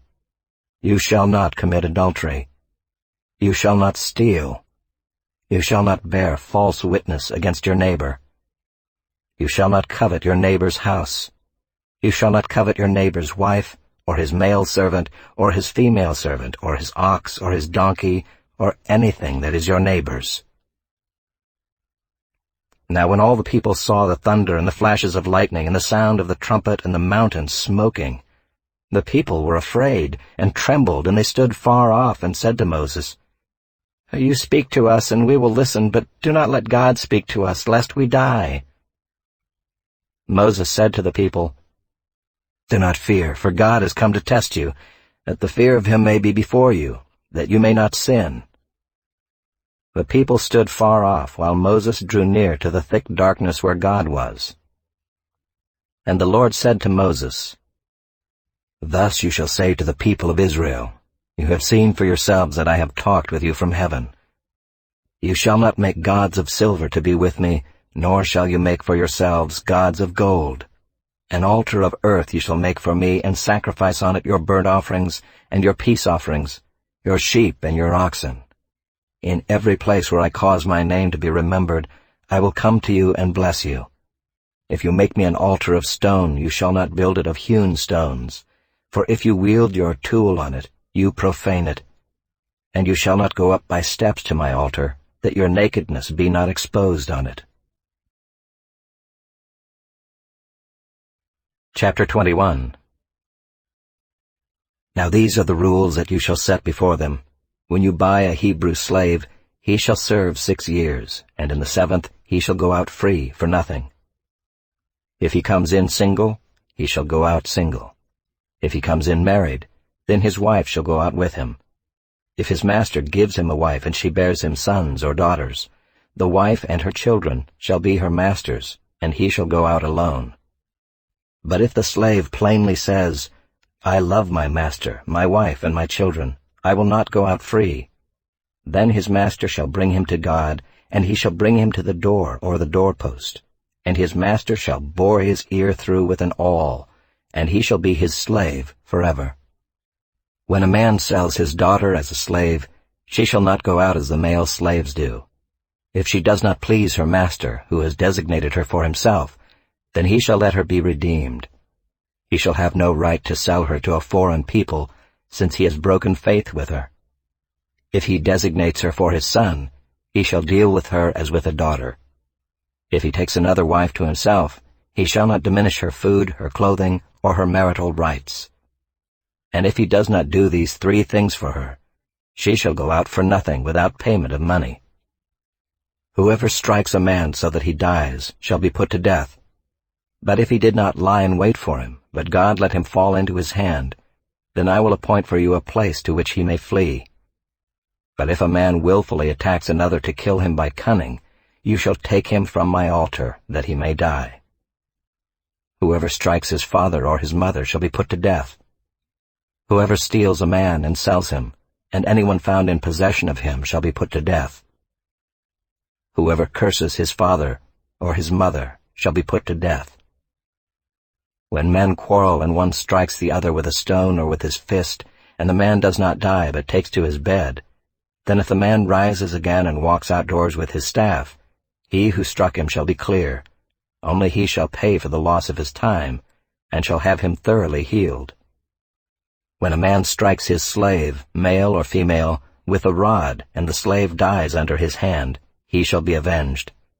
But if the slave survives a day or 2, he is not to be avenged, for the slave is his money. When men strive together and hit a pregnant woman, so that her children come out, but there is no harm, the one who hit her shall surely be fined, as the woman's husband shall impose on him, and he shall pay as the judges determine.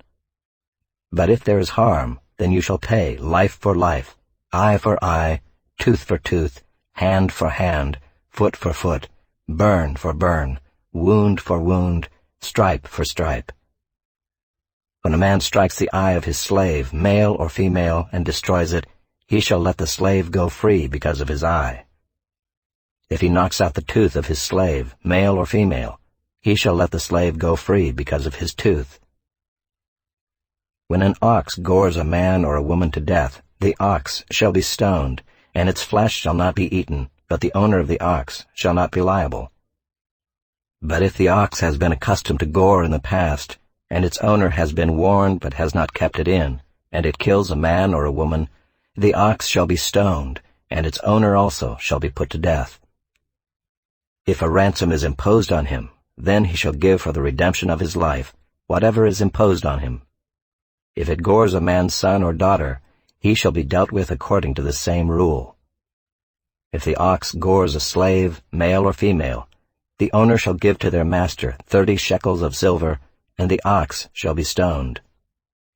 When a man opens a pit, or when a man digs a pit and does not cover it, and an ox or a donkey falls into it, the owner of the pit shall make restoration. He shall give money to its owner, and the dead beast shall be his. When one man's ox butts another so that it dies, then they shall sell the live ox and share its price, and the dead beast also they shall share. Or if it is known that the ox has been accustomed to gore in the past, and its owner has not kept it in, he shall repay ox for ox, and the dead beast shall be his. Chapter 22.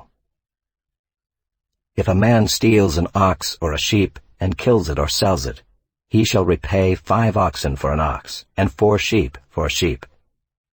If a thief is found breaking in and is struck so that he dies, there shall be no blood guilt for him.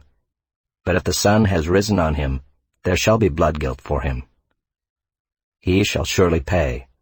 If he has nothing, then he shall be sold for his theft.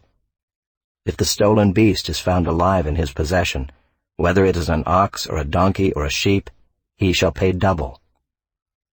If a man causes a field or vineyard to be grazed over or lets his beast loose, and it feeds in another man's field, he shall make restitution from the best in his own field and in his own vineyard. If fire breaks out and catches in thorns, so that the stacked grain or the standing grain or the field is consumed, he who started the fire shall make full restitution. If a man gives to his neighbor money or goods to keep safe, and it is stolen from the man's house, then if the thief is found, he shall pay double. If the thief is not found, the owner of the house shall come near to God to show whether or not he has put his hand to his neighbor's property. For every breach of trust, whether it is for an ox, for a donkey, for a sheep, for a cloak, or for any kind of lost thing of which one says, "This is it," the case of both parties shall come before God. The one whom God condemns shall pay double to his neighbor. If a man gives to his neighbor a donkey or an ox or a sheep or any beast to keep safe, and it dies or is injured or is driven away without anyone seeing it, an oath by the Lord shall be between them both to see whether or not he has put his hand to his neighbor's property. The owner shall accept the oath, and he shall not make restitution. But if it is stolen from him, he shall make restitution to its owner. If it is torn by beasts, let him bring it as evidence. He shall not make restitution for what has been torn. If a man borrows anything of his neighbor, and it is injured or dies, the owner not being with it, he shall make full restitution. If the owner was with it, he shall not make restitution. If it was hired, it came for its hiring fee. If a man seduces a virgin who is not betrothed and lies with her, he shall give the bride price for her and make her his wife. If her father utterly refuses to give her to him, he shall pay money equal to the bride price for virgins. You shall not permit a sorceress to live. Whoever lies with an animal shall be put to death. Whoever sacrifices to any god other than the Lord alone shall be devoted to destruction. You shall not wrong a sojourner or oppress him, for you were sojourners in the land of Egypt. You shall not mistreat any widow or fatherless child. If you do mistreat them and they cry out to me, I will surely hear their cry, and my wrath will burn, and I will kill you with the sword, and your wives shall become widows and your children fatherless. If you lend money to any of my people with you who is poor, you shall not be like a moneylender to him, and you shall not exact interest from him. If ever you take your neighbor's cloak in pledge, you shall return it to him before the sun goes down, for that is his only covering, and it is his cloak for his body. In what else shall he sleep? And if he cries to me, I will hear, for I am compassionate. You shall not revile God, nor curse a ruler of your people. You shall not delay to offer from the fullness of your harvest and from the outflow of your presses. The firstborn of your sons you shall give to me. You shall do the same with your oxen and with your sheep. 7 days it shall be with its mother. On the 8th day you shall give it to me.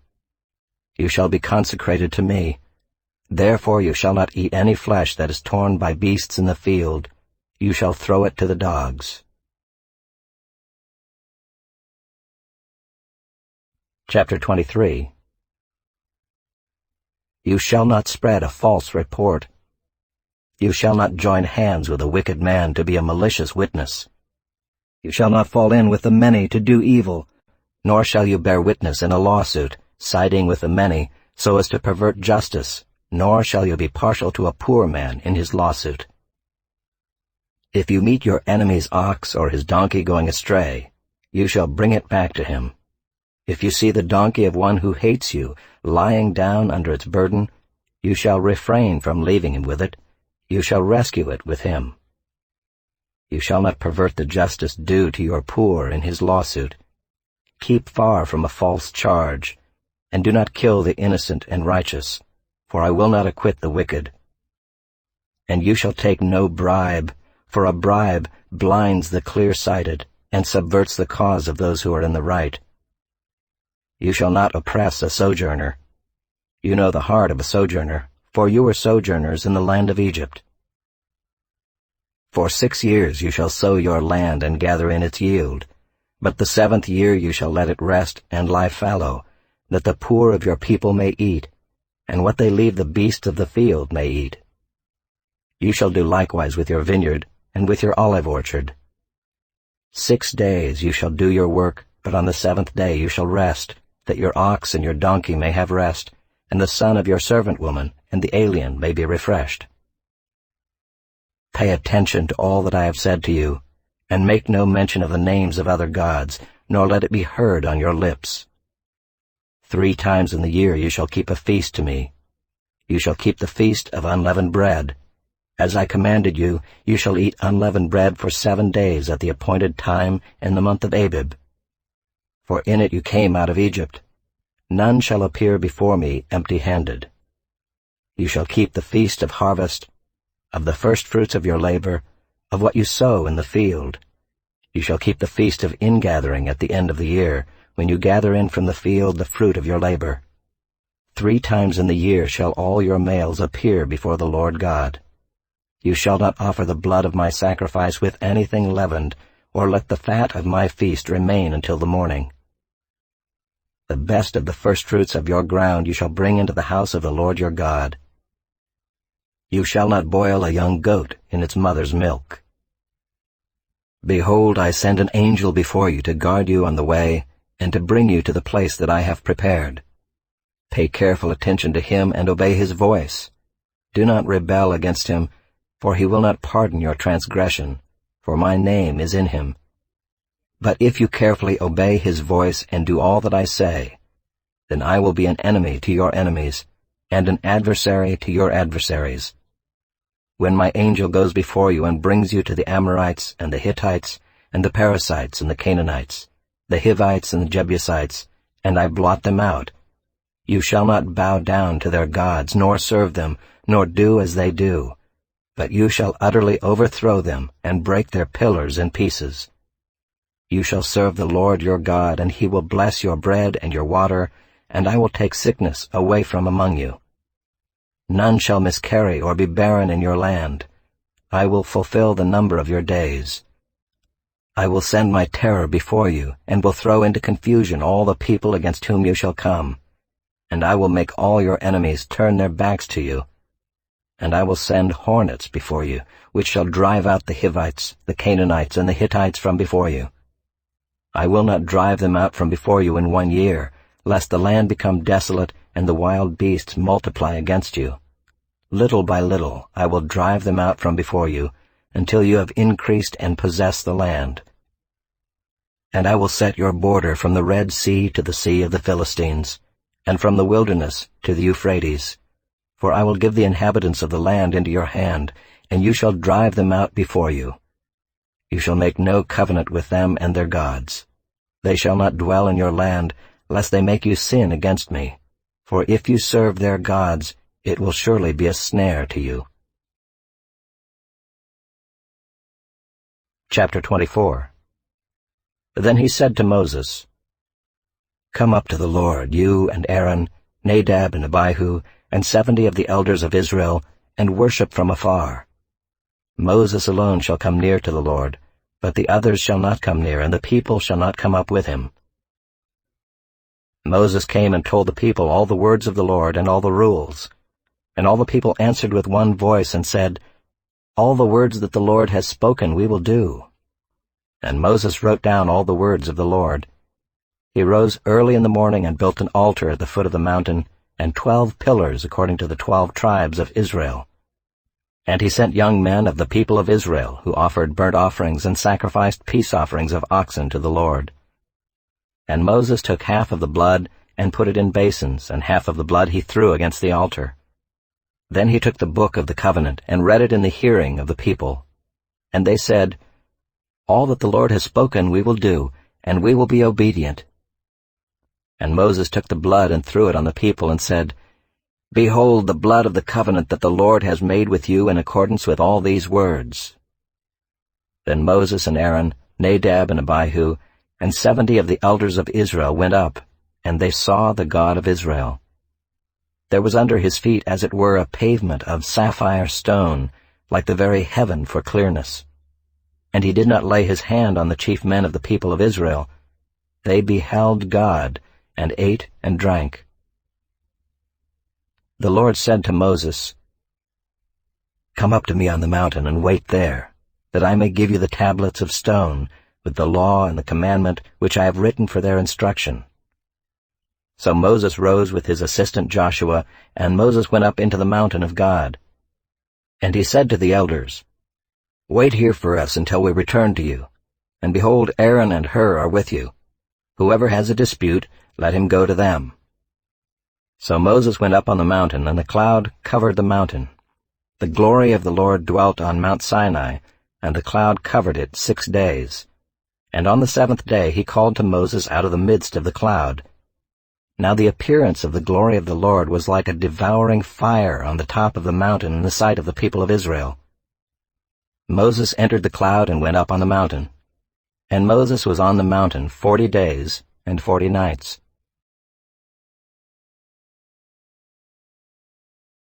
Chapter 25. The Lord said to Moses, "Speak to the people of Israel, that they take for me a contribution. From every man whose heart moves him, you shall receive the contribution from me. And this is the contribution that you shall receive from them: gold, silver, and bronze, blue and purple and scarlet yarns, and fine twined linen, goat's hair, tanned ram skins, goat skins, acacia wood, oil for the lamps, spices for the anointing oil and for the fragrant incense, onyx stones, and stones for setting, for the ephod and for the breastpiece. And let them make me a sanctuary, that I may dwell in their midst, exactly as I show you concerning the pattern of the tabernacle, and of all its furniture, so you shall make it. They shall make an ark of acacia wood. 2 cubits and a half shall be its length, 1 cubit and a half its breadth, and 1 cubit and a half its height. You shall overlay it with pure gold, inside and outside shall you overlay it, and you shall make on it a molding of gold around it. You shall cast 4 rings of gold for it, and put them on its 4 feet, 2 rings on the one side of it, and 2 rings on the other side of it. You shall make poles of acacia wood, and overlay them with gold. And you shall put the poles into the rings on the sides of the ark, to carry the ark by them. The poles shall remain in the rings of the ark, they shall not be taken from it. And you shall put into the ark the testimony that I shall give you. You shall make a mercy seat of pure gold. 2 cubits and a half shall be its length, and 1 cubit and a half its breadth. And you shall make 2 cherubim of gold, of hammered work shall you make them, on the 2 ends of the mercy seat. Make 1 cherub on the one end, and 1 cherub on the other end. Of one piece with the mercy seat shall you make the cherubim on its 2 ends. The cherubim shall spread out their wings above, overshadowing the mercy seat with their wings, their faces one to another. Toward the mercy seat shall the faces of the cherubim be. And you shall put the mercy seat on the top of the ark, and in the ark you shall put the testimony that I shall give you. There I will meet with you, and from above the mercy seat, from between the 2 cherubim that are on the ark of the testimony, I will speak with you about all that I will give you in commandment for the people of Israel. You shall make a table of acacia wood. 2 cubits shall be its length, a cubit its breadth, and a cubit and a half its height. You shall overlay it with pure gold, and make a molding of gold around it. And you shall make a rim around it, a handbreadth wide, and a molding of gold around the rim. And you shall make for it 4 rings of gold, and fasten the rings to the 4 corners at its 4 legs. Close to the frame the rings shall lie as holders for the poles to carry the table. You shall make the poles of acacia wood, and overlay them with gold, and the table shall be carried with these. And you shall make its plates and dishes for incense, and its flagons and bowls with which to pour drink offerings. You shall make them of pure gold. And you shall set the bread of the presence on the table before me regularly. You shall make a lampstand of pure gold. The lampstand shall be made of hammered work. Its base, its stem, its cups, its calices, and its flowers shall be of one piece with it. And there shall be 6 branches going out of its sides, 3 branches of the lampstand out of one side of it, and 3 branches of the lampstand out of the other side of it. 3 cups made like almond blossoms, each with calyx and flower, on one branch, and 3 cups made like almond blossoms, each with calyx and flower, on the other branch. So for the 6 branches going out of the lampstand. And on the lampstand itself there shall be 4 cups made like almond blossoms, with their calices and flowers, and a calyx of one piece with it under each pair of the 6 branches going out from the lampstand. Their calices and their branches shall be of one piece with it, the whole of it a single piece of hammered work of pure gold. You shall make 7 lamps for it, and the lamps shall be set up so as to give light on the space in front of it. Its tongs and their trays shall be of pure gold. It shall be made with all these utensils out of a talent of pure gold. And see that you make them after the pattern for them, which is being shown you on the mountain. Chapter 26. Moreover you shall make the tabernacle with 10 curtains of fine twined linen, and blue and purple and scarlet yarns. You shall make them with cherubim skillfully worked into them. The length of each curtain shall be 28 cubits, and the breadth of each curtain 4 cubits. All the curtains shall be the same size. 5 curtains shall be coupled to one another, and the other 5 curtains shall be coupled to one another. And you shall make loops of blue on the edge of the outermost curtain in the first set. Likewise you shall make loops on the edge of the outermost curtain in the second set. 50 loops you shall make on the one curtain, and 50 loops you shall make on the edge of the curtain that is in the second set. The loops shall be opposite one another. And you shall make 50 clasps of gold, and couple the curtains one to the other with the clasps, so that the tabernacle may be a single whole. You shall also make curtains of goat's hair for a tent over the tabernacle. 11 curtains shall you make. The length of each curtain shall be 30 cubits, and the breadth of each curtain 4 cubits. The 11 curtains shall be the same size. You shall couple 5 curtains by themselves, and 6 curtains by themselves, and the 6th curtain you shall double over at the front of the tent. You shall make 50 loops on the edge of the curtain that is outermost in one set, and 50 loops on the edge of the curtain that is outermost in the second set. You shall make 50 clasps of bronze, and put the clasps into the loops, and couple the tent together, that it may be a single whole. And the part that remains of the curtains of the tent, the half curtain that remains, shall hang over the back of the tabernacle. And the extra that remains in the length of the curtains, the cubit on the one side and the cubit on the other side, shall hang over the sides of the tabernacle on this side and that side to cover it. And you shall make for the tent a covering of tanned ram skins and a covering of goat skins on top. You shall make upright frames for the tabernacle of acacia wood. 10 cubits shall be the length of a frame, and a cubit and a half the breadth of each frame.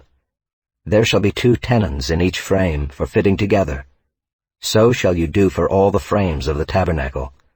You shall make the frames for the tabernacle, 20 frames for the south side, and 40 bases of silver you shall make under the 20 frames, 2 bases under one frame for its 2 tenons, and 2 bases under the next frame for its 2 tenons. And for the second side of the tabernacle, on the north side, 20 frames, and there 40 bases of silver, 2 bases under one frame, and 2 bases under the next frame. And for the rear of the tabernacle westward you shall make 6 frames. And you shall make 2 frames for corners of the tabernacle in the rear. They shall be separate beneath, but joined at the top at the first ring. Thus shall it be with both of them. They shall form the 2 corners. And there shall be 8 frames with their bases of silver, 16 bases, 2 bases under one frame, and 2 bases under another frame. You shall make bars of acacia wood, 5 for the frames of the one side of the tabernacle, and 5 bars for the frames of the other side of the tabernacle, and 5 bars for the frames of the side of the tabernacle at the rear westward. The middle bar halfway up the frames shall run from end to end. You shall overlay the frames with gold, and shall make their rings of gold for holders for the bars, and you shall overlay the bars with gold. Then you shall erect the tabernacle according to the plan for it that you were shown on the mountain. And you shall make a veil of blue and purple and scarlet yarns, and fine twined linen. It shall be made with cherubim skillfully worked into it. And you shall hang it on 4 pillars of acacia overlaid with gold, with hooks of gold on 4 bases of silver. And you shall hang the veil from the clasps, and bring the ark of the testimony in there within the veil. And the veil shall separate for you the holy place from the most holy. You shall put the mercy seat on the ark of the testimony in the most holy place. And you shall set the table outside the veil, and the lampstand on the south side of the tabernacle opposite the table, and you shall put the table on the north side. You shall make a screen for the entrance of the tent of blue and purple and scarlet yarns, and fine twined linen, embroidered with needlework. And you shall make for the screen 5 pillars of acacia, and overlay them with gold. Their hooks shall be of gold, and you shall cast 5 bases of bronze for them. Chapter 27. You shall make the altar of acacia wood, 5 cubits long, and 5 cubits broad. The altar shall be square, and its height shall be 3 cubits. And you shall make horns for it on its 4 corners. Its horns shall be of one piece with it, and you shall overlay it with bronze. You shall make pots for it to receive its ashes, and shovels and basins and forks and firepans. You shall make all its utensils of bronze. You shall also make for it a grating, a network of bronze, and on the net you shall make 4 bronze rings at its 4 corners. And you shall set it under the ledge of the altar, so that the net extends halfway down the altar. And you shall make poles for the altar, poles of acacia wood, and overlay them with bronze. And the poles shall be put through the rings, so that the poles are on the 2 sides of the altar when it is carried. You shall make it hollow with boards. As it has been shown you on the mountain, so shall it be made. You shall make the court of the tabernacle. On the south side the court shall have hangings of fine twined linen, 100 cubits long for one side. Its 20 pillars and their 20 bases shall be of bronze, but the hooks of the pillars and their fillets shall be of silver. And likewise for its length on the north side, there shall be hangings 100 cubits long, its pillars 20, and their bases 20, of bronze, but the hooks of the pillars and their fillets shall be of silver. And for the breadth of the court on the west side there shall be hangings for 50 cubits, with 10 pillars and 10 bases. The breadth of the court on the front to the east shall be 50 cubits. The hangings for the one side of the gate shall be 15 cubits, with their 3 pillars and 3 bases. On the other side the hangings shall be 15 cubits, with their 3 pillars and 3 bases. For the gate of the court there shall be a screen 20 cubits long of blue and purple and scarlet yarns, and fine twined linen, embroidered with needlework. It shall have 4 pillars, and with them 4 bases. All the pillars around the court shall be filleted with silver. Their hooks shall be of silver, and their bases of bronze. The length of the court shall be 100 cubits, the breadth 50, and the height 5 cubits, with hangings of fine twined linen, and bases of bronze. All the utensils of the tabernacle for every use, and all its pegs and all the pegs of the court, shall be of bronze. You shall command the people of Israel that they bring to you pure beaten olive oil for the light, that a lamp may regularly be set up to burn. In the tent of meeting outside the veil that is before the testimony, Aaron and his sons shall tend it from evening to morning before the Lord.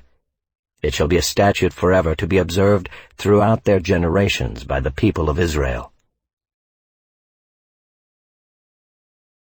Chapter 28. Then bring near to you Aaron your brother and his sons with him from among the people of Israel, to serve me as priests, Aaron and Aaron's sons, Nadab and Abihu, Eleazar and Ithamar. And you shall make holy garments for Aaron your brother, for glory and for beauty. You shall speak to all the skillful, whom I have filled with a spirit of skill, that they make Aaron's garments to consecrate him for my priesthood. These are the garments that they shall make: a breastpiece, an ephod, a robe, a coat of checker work, a turban, and a sash. They shall make holy garments for Aaron your brother and his sons to serve me as priests. They shall receive gold, blue, and purple, and scarlet yarns, and fine twined linen. And they shall make the ephod of gold, of blue, and purple, and scarlet yarns, and of fine twined linen, skillfully worked. It shall have 2 shoulder pieces attached to its 2 edges, so that it may be joined together. And the skillfully woven band on it shall be made like it, and be of one piece with it, of gold, blue, and purple, and scarlet yarns, and fine twined linen. You shall take 2 onyx stones, and engrave on them the names of the sons of Israel, 6 of their names on the one stone, and the names of the remaining 6 on the other stone, in the order of their birth. As a jeweler engraves signets, so shall you engrave the 2 stones with the names of the sons of Israel. You shall enclose them in settings of gold filigree, and you shall set the 2 stones on the shoulder pieces of the ephod as stones of remembrance for the sons of Israel. And Aaron shall bear their names before the Lord on his 2 shoulders for remembrance. You shall make settings of gold filigree and 2 chains of pure gold, twisted like cords, and you shall attach the corded chains to the settings. You shall make a breastpiece of judgment in skilled work. In the style of the ephod you shall make it, of gold, blue, and purple, and scarlet yarns, and fine twined linen shall you make it. It shall be square and doubled, a span its length, and a span its breadth. You shall set in it 4 rows of stones. A row of sardius, topaz, and carbuncle shall be the first row, and the second row an emerald, a sapphire, and a diamond, and the third row a jacinth, an agate, and an amethyst, and the 4th row a beryl, an onyx, and a jasper. They shall be set in gold filigree. There shall be 12 stones with their names according to the names of the sons of Israel. They shall be like signets, each engraved with its name for the 12 tribes. You shall make for the breastpiece twisted chains like cords of pure gold. And you shall make for the breastpiece 2 rings of gold, and put the 2 rings on the 2 edges of the breastpiece. And you shall put the 2 cords of gold in the 2 rings at the edges of the breastpiece. The 2 ends of the 2 cords you shall attach to the 2 settings of filigree, and so attach it in front to the shoulder pieces of the ephod. You shall make 2 rings of gold, and put them at the 2 ends of the breastpiece, on its inside edge next to the ephod. And you shall make 2 rings of gold, and attach them in front to the lower part of the 2 shoulder pieces of the ephod, at its seam above the skillfully woven band of the ephod.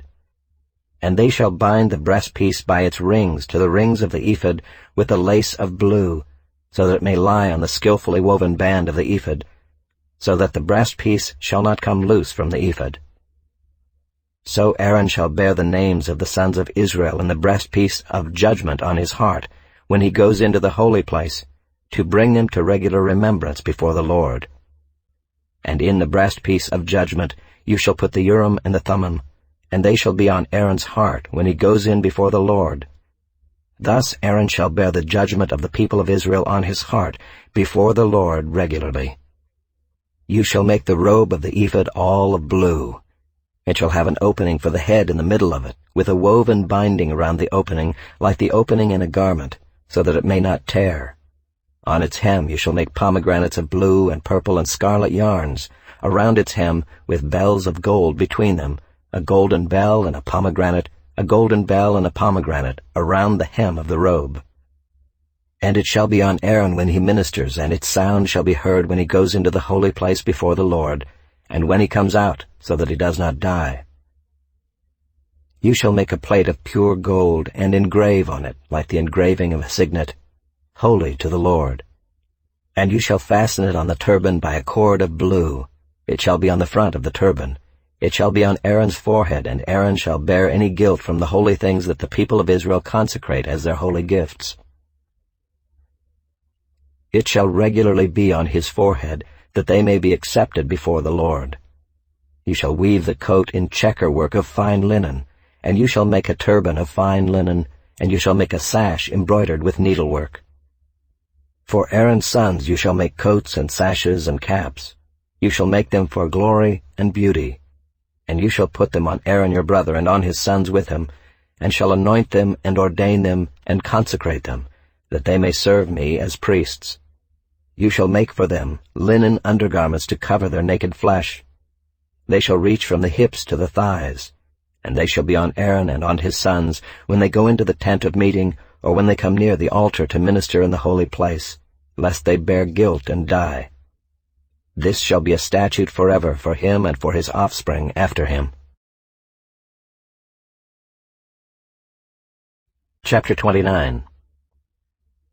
Now this is what you shall do to them, to consecrate them, that they may serve me as priests. Take 1 bull of the herd and 2 rams without blemish, and unleavened bread, unleavened cakes mixed with oil, and unleavened wafers smeared with oil. You shall make them of fine wheat flour. You shall put them in 1 basket, and bring them in the basket, and bring the bull and the 2 rams. You shall bring Aaron and his sons to the entrance of the tent of meeting, and wash them with water. Then you shall take the garments, and put on Aaron the coat and the robe of the ephod, and the ephod and the breastpiece, and gird him with the skillfully woven band of the ephod. And you shall set the turban on his head, and put the holy crown on the turban. You shall take the anointing oil, and pour it on his head, and anoint him. Then you shall bring his sons, and put coats on them, and you shall gird Aaron and his sons with sashes, and bind caps on them. And the priesthood shall be theirs by a statute forever. Thus you shall ordain Aaron and his sons. Then you shall bring the bull before the tent of meeting. Aaron and his sons shall lay their hands on the head of the bull. Then you shall kill the bull before the Lord at the entrance of the tent of meeting, and shall take part of the blood of the bull, and put it on the horns of the altar with your finger, and the rest of the blood you shall pour out at the base of the altar. And you shall take all the fat that covers the entrails, and the long lobe of the liver, and the 2 kidneys with the fat that is on them, and burn them on the altar. But the flesh of the bull and its skin and its dung you shall burn with fire outside the camp. It is a sin offering. Then you shall take 1 of the rams, and Aaron and his sons shall lay their hands on the head of the ram, and you shall kill the ram, and shall take its blood and throw it against the sides of the altar. Then you shall cut the ram into pieces, and wash its entrails and its legs, and put them with its pieces and its head, and burn the whole ram on the altar. It is a burnt offering to the Lord. It is a pleasing aroma, a food offering to the Lord. You shall take the other ram, and Aaron and his sons shall lay their hands on the head of the ram. And you shall kill the ram, and take part of its blood, and put it on the tip of the right ear of Aaron, and on the tips of the right ears of his sons, and on the thumbs of their right hands, and on the great toes of their right feet, and throw the rest of the blood against the sides of the altar. Then you shall take part of the blood that is on the altar and of the anointing oil, and sprinkle it on Aaron and his garments, and on his sons garments with him. He and his garments shall be holy, and his sons garments with him. You shall also take the fat from the ram, and the fat tail, and the fat that covers the entrails, and the long lobe of the liver, and the 2 kidneys with the fat that is on them, and the right thigh, for it is a ram of ordination, and 1 loaf of bread, and 1 cake of bread made with oil, and 1 wafer out of the basket of unleavened bread that is before the Lord. You shall put all these on the palms of Aaron, and on the palms of his sons, and wave them for a wave offering before the Lord. Then you shall take them from their hands, and burn them on the altar on top of the burnt offering, as a pleasing aroma before the Lord. It is a food offering to the Lord. You shall take the breast of the ram of Aaron's ordination, and wave it for a wave offering before the Lord, and it shall be your portion. And you shall consecrate the breast of the wave offering that is waved, and the thigh of the priest's portion that is contributed from the ram of ordination, from what was Aaron's, and his sons. It shall be for Aaron and his sons as a perpetual due from the people of Israel, for it is a contribution. It shall be a contribution from the people of Israel, from their peace offerings, their contribution to the Lord. The holy garments of Aaron shall be for his sons after him. They shall be anointed in them and ordained in them. The son who succeeds him as priest, who comes into the tent of meeting to minister in the holy place, shall wear them 7 days.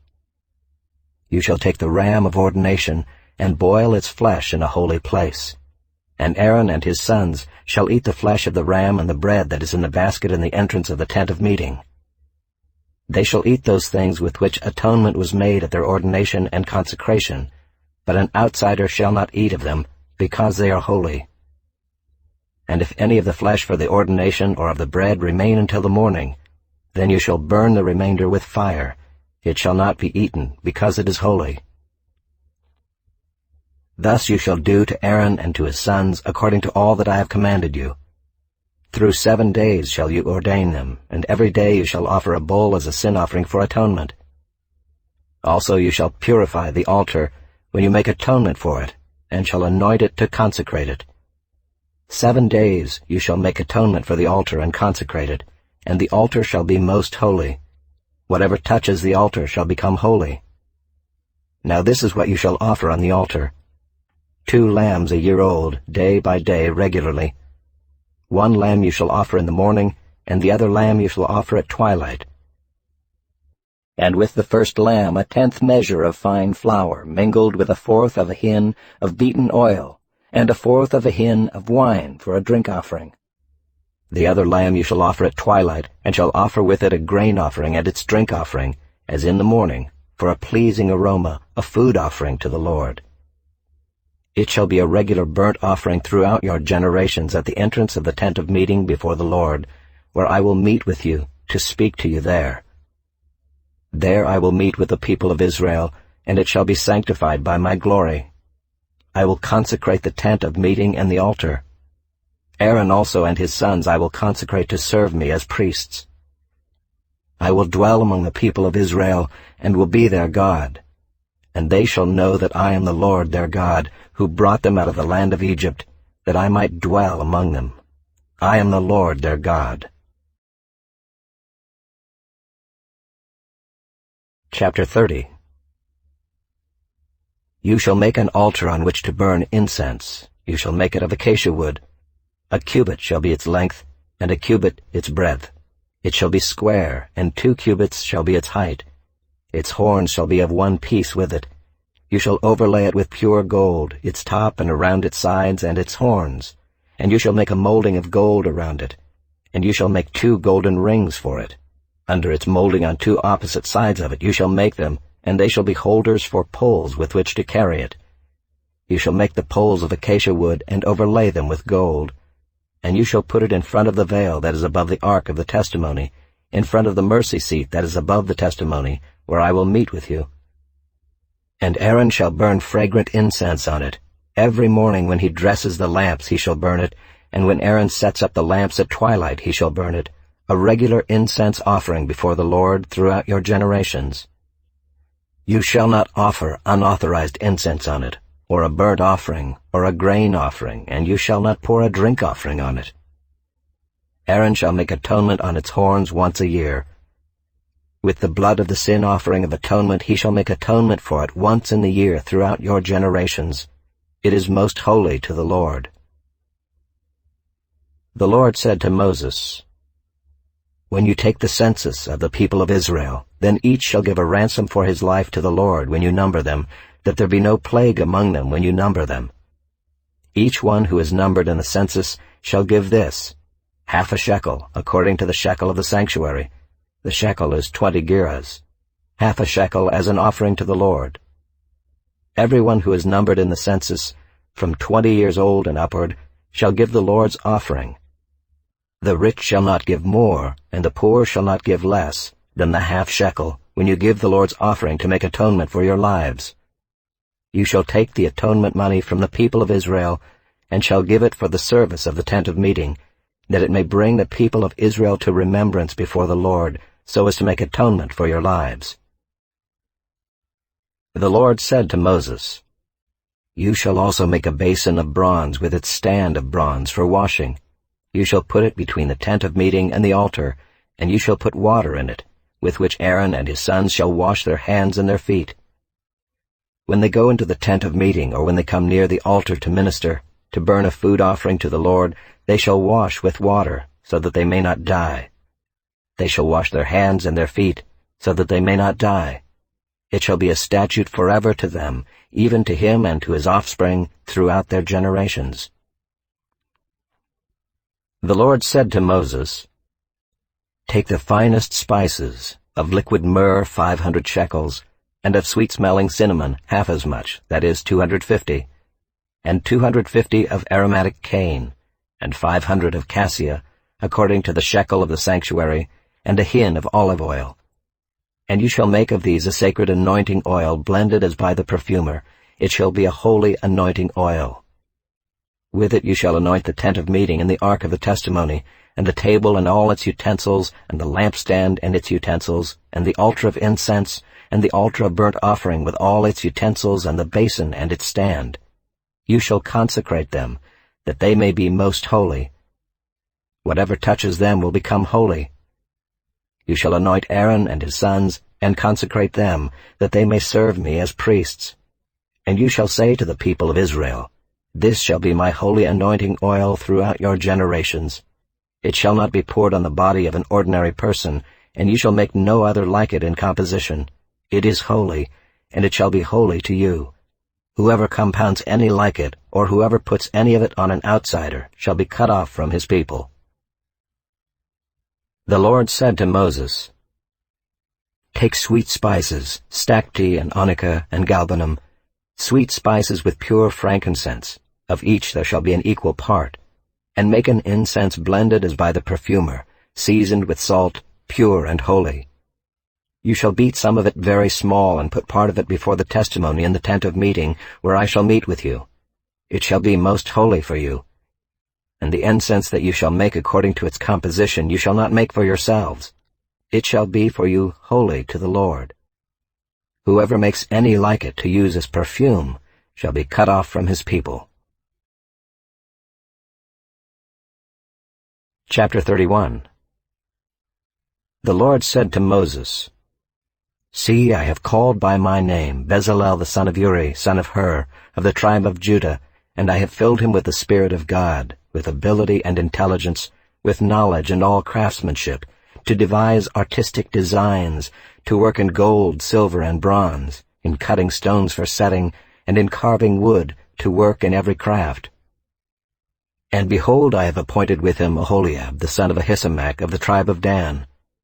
And I have given to all able men ability, that they may make all that I have commanded you, the tent of meeting and the ark of the testimony, and the mercy seat that is on it, and all the furnishings of the tent, the table and its utensils, and the pure lampstand with all its utensils, and the altar of incense, and the altar of burnt offering with all its utensils, and the basin and its stand, and the finely worked garments, the holy garments for Aaron the priest, and the garments of his sons, for their service as priests, and the anointing oil, and the fragrant incense for the holy place.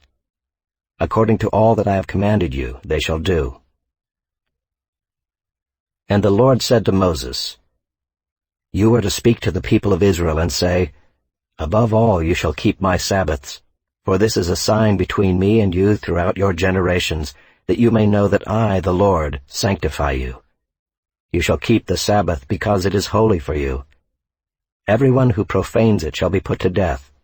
Whoever does any work on it, that soul shall be cut off from among his people. 6 days shall work be done, but the 7th day is a Sabbath of solemn rest, holy to the Lord. Whoever does any work on the Sabbath day shall be put to death. Therefore the people of Israel shall keep the Sabbath, observing the Sabbath throughout their generations as a covenant forever.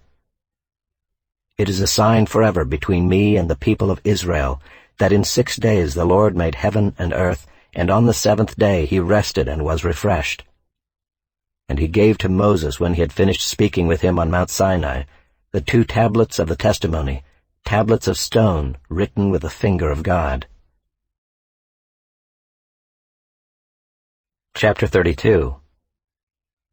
When the people saw that Moses delayed to come down from the mountain, the people gathered themselves together to Aaron and said to him, "Up, make us gods who shall go before us.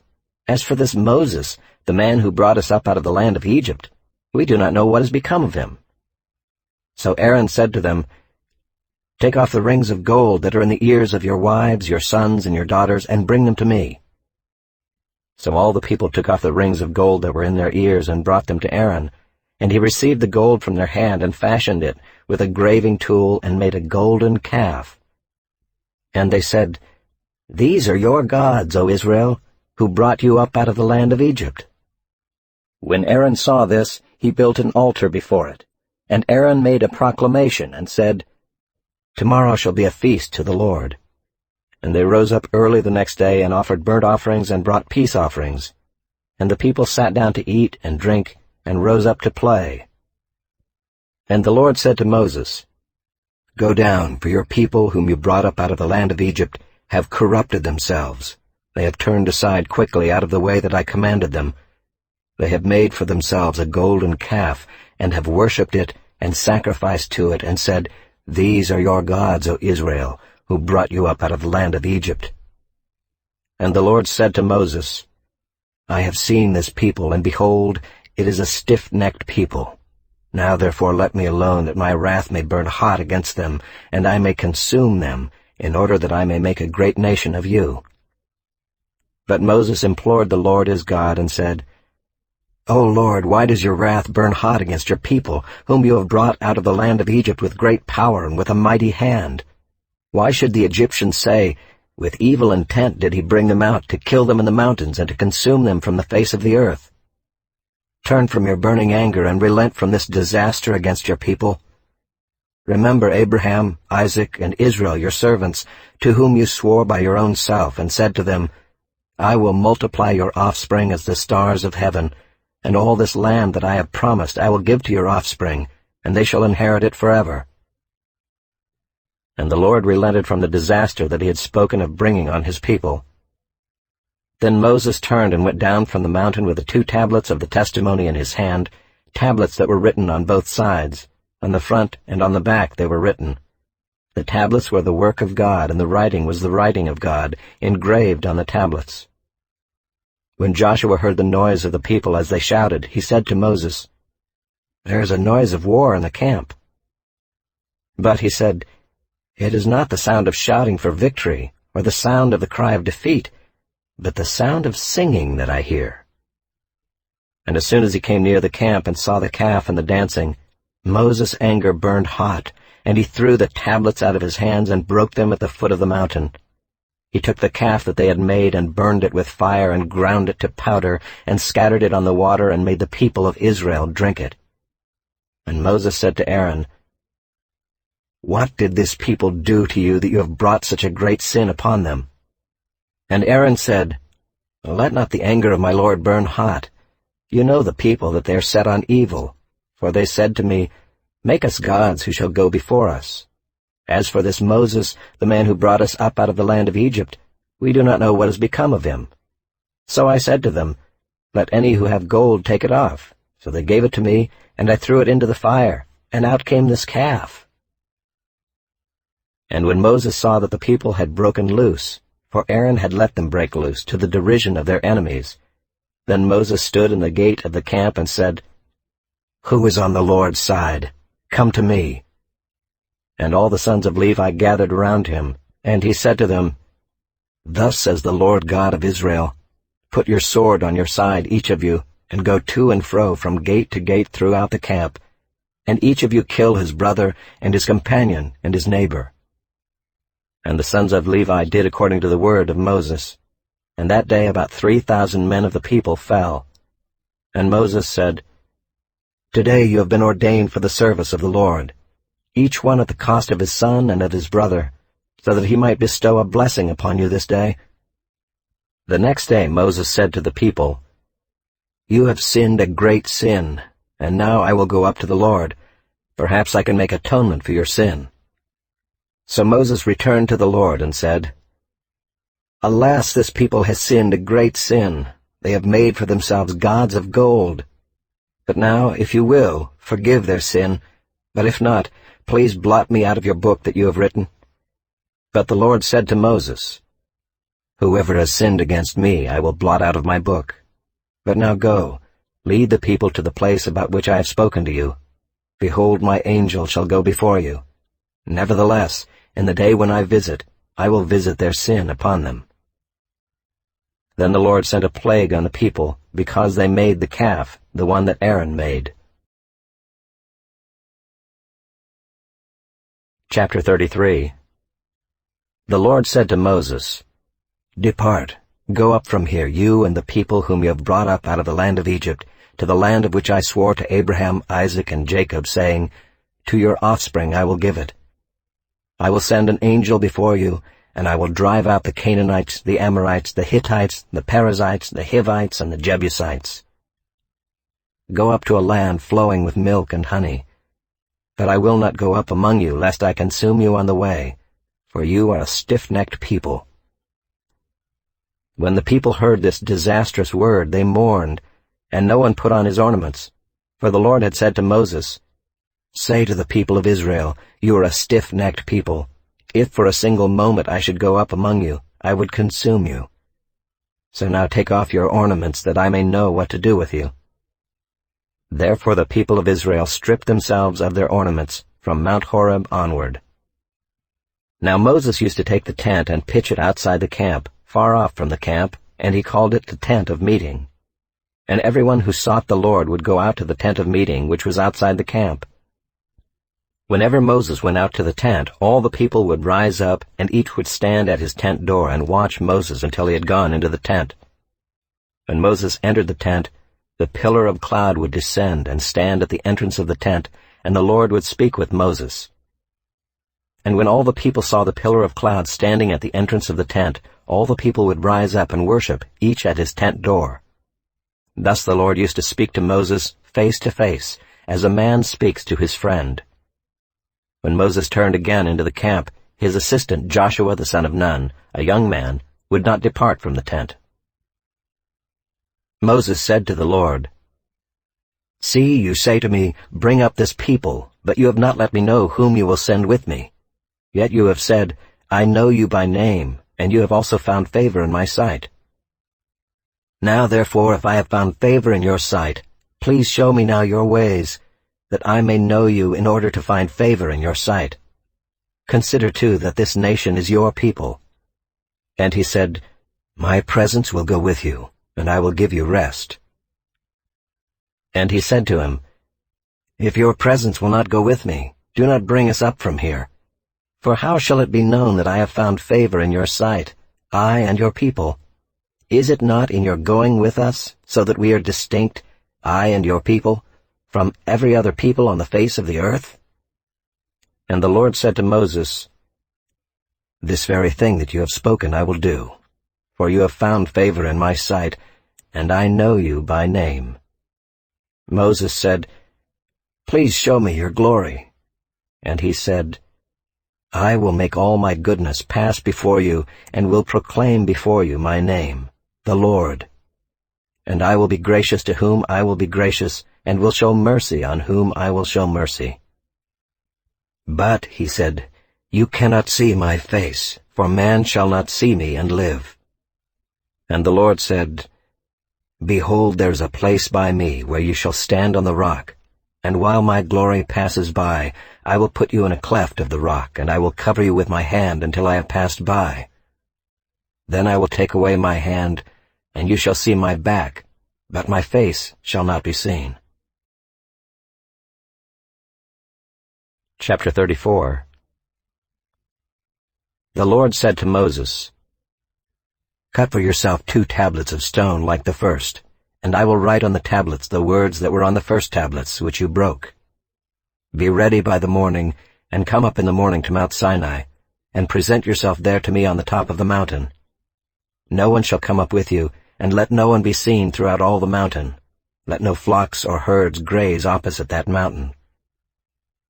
So Moses cut 2 tablets of stone like the first, and he rose early in the morning and went up on Mount Sinai as the Lord had commanded him, and took in his hand 2 tablets of stone.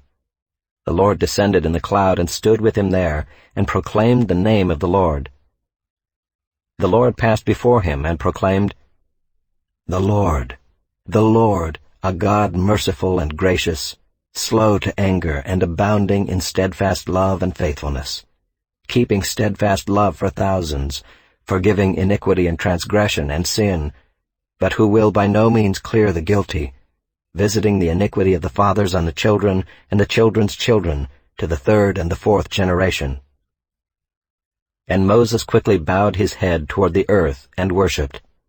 And he said, If now I have found favor in your sight, O Lord, please let the Lord go in the midst of us, for it is a stiff-necked people, and pardon our iniquity and our sin, and take us for your inheritance. And he said, Behold, I am making a covenant. Before all your people I will do marvels, such as have not been created in all the earth or in any nation, and all the people among whom you are shall see the work of the Lord, for it is an awesome thing that I will do with you. Observe what I command you this day. Behold, I will drive out before you the Amorites, the Canaanites, the Hittites, the Perizzites, the Hivites, and the Jebusites. Take care lest you make a covenant with the inhabitants of the land to which you go, lest it become a snare in your midst. You shall tear down their altars and break their pillars, and cut down their Asherim. For you shall worship no other God, for the Lord, whose name is jealous, is a jealous God, lest you make a covenant with the inhabitants of the land, and when they whore after their gods and sacrifice to their gods, and you are invited, you eat of his sacrifice, and you take of their daughters for your sons, and their daughters whore after their gods, and make your sons whore after their gods. You shall not make for yourself any gods of cast metal. You shall keep the feast of unleavened bread.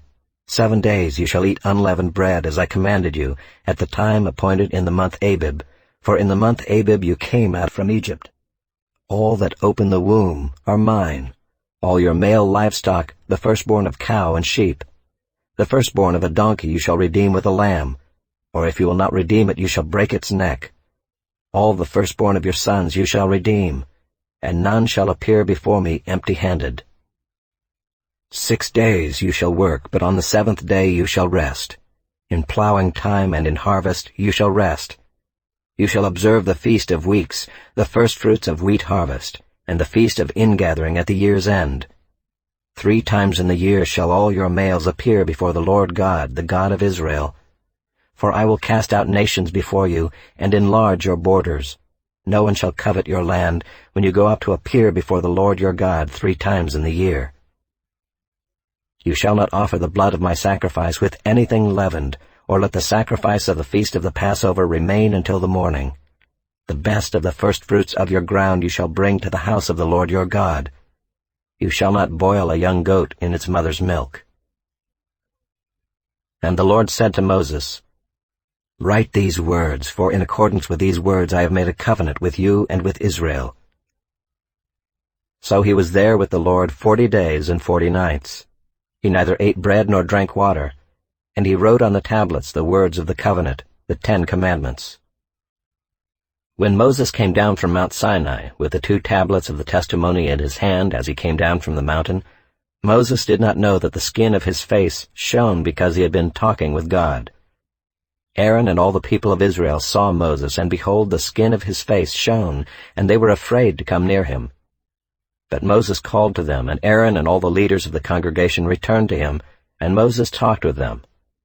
Afterward all the people of Israel came near, and he commanded them all that the Lord had spoken with him in Mount Sinai. And when Moses had finished speaking with them, he put a veil over his face. Whenever Moses went in before the Lord to speak with him, he would remove the veil until he came out. And when he came out and told the people of Israel what he was commanded, the people of Israel would see the face of Moses, that the skin of Moses' face was shining. And Moses would put the veil over his face again until he went in to speak with him. Chapter 35. Moses assembled all the congregation of the people of Israel and said to them, These are the things that the Lord has commanded you to do. 6 days' work shall be done, but on the 7th day you shall have a Sabbath of solemn rest, holy to the Lord. Whoever does any work on it shall be put to death. You shall kindle no fire in all your dwelling places on the Sabbath day." Moses said to all the congregation of the people of Israel, "This is the thing that the Lord has commanded. Take from among you a contribution to the Lord. Whoever is of a generous heart, let him bring the Lord's contribution, gold, silver, and bronze, blue and purple and scarlet yarns, and fine twined linen, goat's hair, tanned ram skins and goat skins, acacia wood, oil for the light, spices for the anointing oil and for the fragrant incense, and onyx stones and stones for setting, for the ephod and for the breastpiece. Let every skillful craftsman among you come and make all that the Lord has commanded: the tabernacle, its tent and its covering, its hooks and its frames, its bars, its pillars and its bases, the ark with its poles, the mercy seat and the veil of the screen, the table with its poles and all its utensils, and the bread of the presence, the lampstand also for the light with its utensils and its lamps, and the oil for the light, and the altar of incense with its poles, and the anointing oil and the fragrant incense, and the screen for the door at the door of the tabernacle, the altar of burnt offering with its grating of bronze, its poles and all its utensils, the basin and its stand, the hangings of the court, its pillars and its bases, and the screen for the gate of the court, the pegs of the tabernacle and the pegs of the court and their cords, the finely worked garments for ministering in the holy place, the holy garments for Aaron the priest, and the garments of his sons for their service as priests." Then all the congregation of the people of Israel departed from the presence of Moses, and they came, everyone whose heart stirred him, and everyone whose spirit moved him, and brought the Lord's contribution to be used for the tent of meeting, and for all its service, and for the holy garments. So they came, both men and women. All who were of a willing heart brought brooches and earrings and signet rings and armlets, all sorts of gold objects, every man dedicating an offering of gold to the Lord. And everyone who possessed blue or purple or scarlet yarns or fine linen or goat's hair or tanned ram skins or goat skins brought them. Everyone who could make a contribution of silver or bronze brought it as the Lord's contribution, and everyone who possessed acacia wood of any use in the work brought it. And every skillful woman spun with her hands, and they all brought what they had spun in blue and purple and scarlet yarns and fine twined linen. All the women whose hearts stirred them to use their skill spun the goat's hair. And the leaders brought onyx stones and stones to be set for the ephod and for the breastpiece, and spices and oil for the light, and for the anointing oil, and for the fragrant incense. All the men and women, the people of Israel, whose heart moved them to bring anything for the work that the Lord had commanded by Moses to be done, brought it as a freewill offering to the Lord.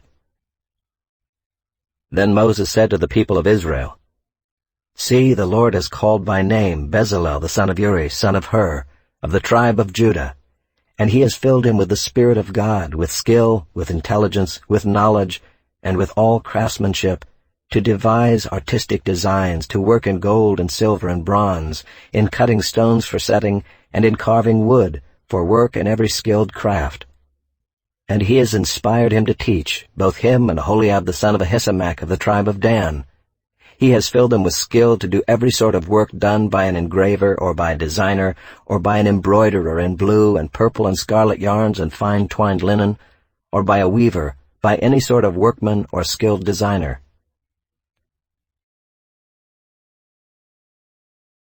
Chapter 36. Bezalel and Aholiab, and every craftsman in whom the Lord has put skill and intelligence to know how to do any work in the construction of the sanctuary, shall work in accordance with all that the Lord has commanded. And Moses called Bezalel and Aholiab and every craftsman in whose mind the Lord had put skill, everyone whose heart stirred him up to come to do the work. And they received from Moses all the contribution that the people of Israel had brought for doing the work on the sanctuary. They still kept bringing him free will offerings every morning, so that all the craftsmen who were doing every sort of task on the sanctuary came, each from the task that he was doing, and said to Moses, "The people bring much more than enough for doing the work that the Lord has commanded us to do." So Moses gave command, and word was proclaimed throughout the camp, "Let no man or woman do anything more for the contribution for the sanctuary." So the people were restrained from bringing, for the material they had was sufficient to do all the work and more. And all the craftsmen among the workmen made the tabernacle with 10 curtains. They were made of fine twined linen and blue and purple and scarlet yarns, with cherubim skillfully worked. The length of each curtain was 28 cubits, and the breadth of each curtain 4 cubits. All the curtains were the same size. He coupled 5 curtains to one another, and the other 5 curtains he coupled to one another. He made loops of blue on the edge of the outermost curtain of the first set. Likewise he made them on the edge of the outermost curtain of the second set. He made 50 loops on the one curtain, and he made 50 loops on the edge of the curtain that was in the second set. The loops were opposite one another. And he made 50 clasps of gold and coupled the curtains one to the other with clasps, so that the tabernacle was a single whole. He also made curtains of goat's hair for a tent over the tabernacle. He made 11 curtains. The length of each curtain was 30 cubits, and the breadth of each curtain 4 cubits. The 11 curtains were the same size. He coupled 5 curtains by themselves, and 6 curtains by themselves. And he made 50 loops on the edge of the outermost curtain of the one set, and 50 loops on the edge of the other connecting curtain. And he made 50 clasps of bronze to couple the tent together, that it might be a single whole. And he made for the tent a covering of tanned ram skins and goat skins. Then he made the upright frames for the tabernacle of acacia wood. 10 cubits was the length of a frame, and 1.5 cubits the breadth of each frame. Each frame had 2 tenons for fitting together. He did this for all the frames of the tabernacle. The frames for the tabernacle he made thus: 20 frames for the south side.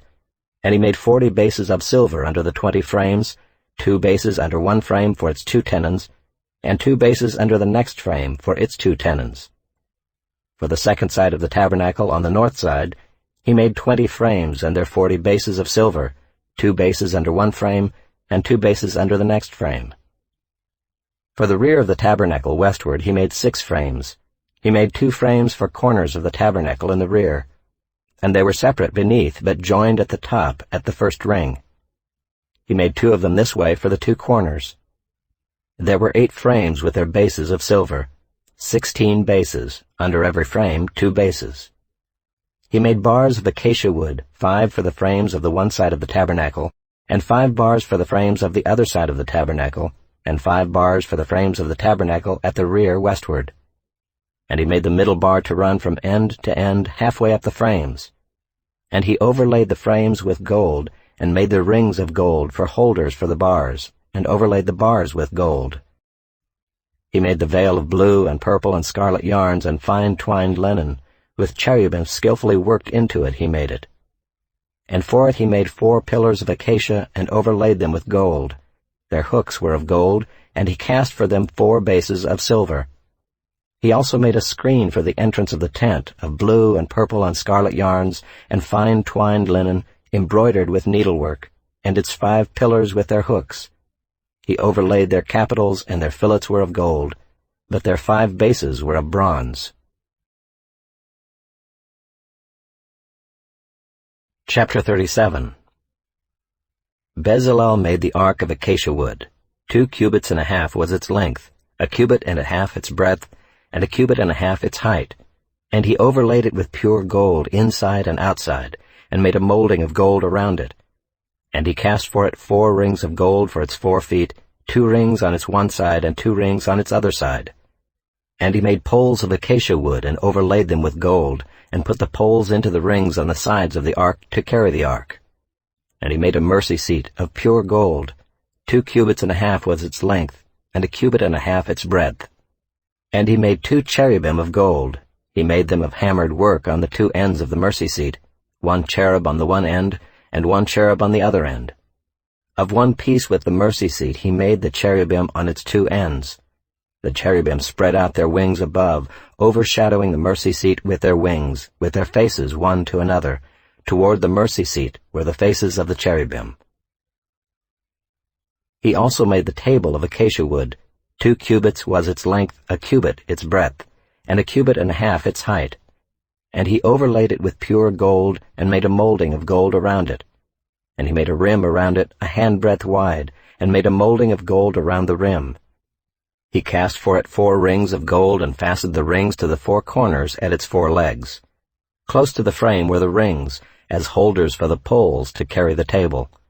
He made the poles of acacia wood to carry the table, and overlaid them with gold. And he made the vessels of pure gold that were to be on the table, its plates and dishes for incense, and its bowls and flagons with which to pour drink offerings. He also made the lampstand of pure gold. He made the lampstand of hammered work. Its base, its stem, its cups, its calices, and its flowers were of one piece with it. And there were 6 branches going out of its sides, 3 branches of the lampstand out of one side of it, and 3 branches of the lampstand out of the other side of it, 3 cups made like almond blossoms, each with calyx and flower on one branch, and 3 cups made like almond blossoms, each with calyx and flower on the other branch, so for the 6 branches going out of the lampstand. And on the lampstand itself were 4 cups made like almond blossoms, with their calices and flowers, and a calyx of one piece with it under each pair of the 6 branches going out of it. Their calices and their branches were of one piece with it. The whole of it was a single piece of hammered work of pure gold.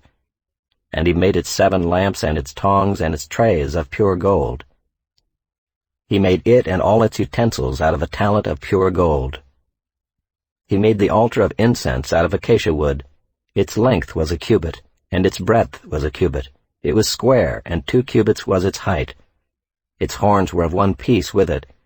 He overlaid it with pure gold, its top and around its sides and its horns. And he made a molding of gold around it, and made 2 rings of gold on it under its molding, on 2 opposite sides of it, as holders for the poles with which to carry it. And he made the poles of acacia wood, and overlaid them with gold. He made the holy anointing oil also, and the pure fragrant incense, blended as by the perfumer. Chapter 38. He made the altar of burnt offering of acacia wood. 5 cubits was its length, and 5 cubits its breadth. It was square, and 3 cubits was its height. He made horns for it on its 4 corners. Its horns were of one piece with it, and he overlaid it with bronze. And he made all the utensils of the altar, the pots, the shovels, the basins, the forks, and the fire pans. He made all its utensils of bronze. And he made for the altar a grating, a network of bronze under its ledge, extending halfway down. He cast 4 rings on the 4 corners of the bronze grating as holders for the poles. He made the poles of acacia wood, and overlaid them with bronze. And he put the poles through the rings on the sides of the altar to carry it with them. He made it hollow with boards. He made the basin of bronze and its stand of bronze from the mirrors of the ministering women who ministered in the entrance of the tent of meeting. And he made the court.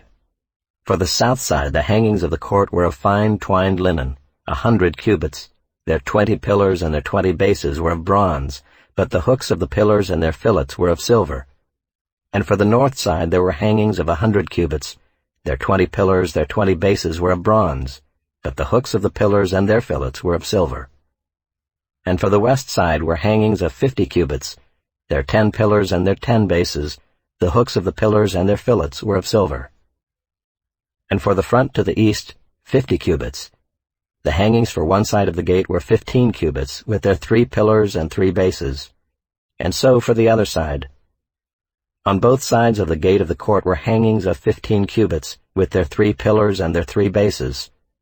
All the hangings around the court were of fine twined linen, and the bases for the pillars were of bronze, but the hooks of the pillars and their fillets were of silver. The overlaying of their capitals was also of silver, and all the pillars of the court were filleted with silver. And the screen for the gate of the court was embroidered with needlework in blue and purple and scarlet yarns, and fine twined linen.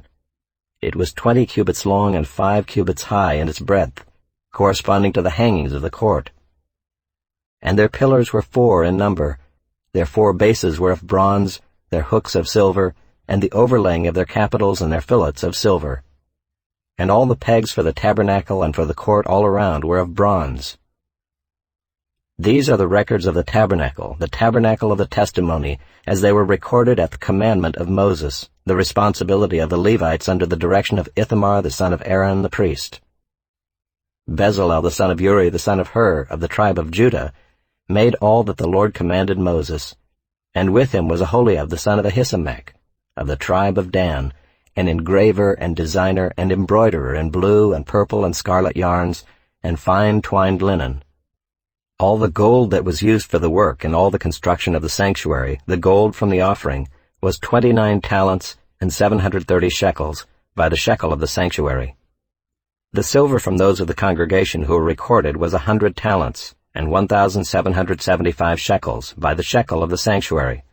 A beka a head, that is, half a shekel by the shekel of the sanctuary, for everyone who is listed in the records, from 20 years old and upward, for 603,550 men. The 100 talents of silver were for casting the bases of the sanctuary and the bases of the veil, 100 bases for the 100 talents, a talent a base.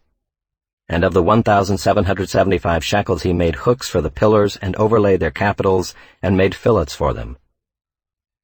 The bronze that was offered was 70 talents and 2,400 shekels.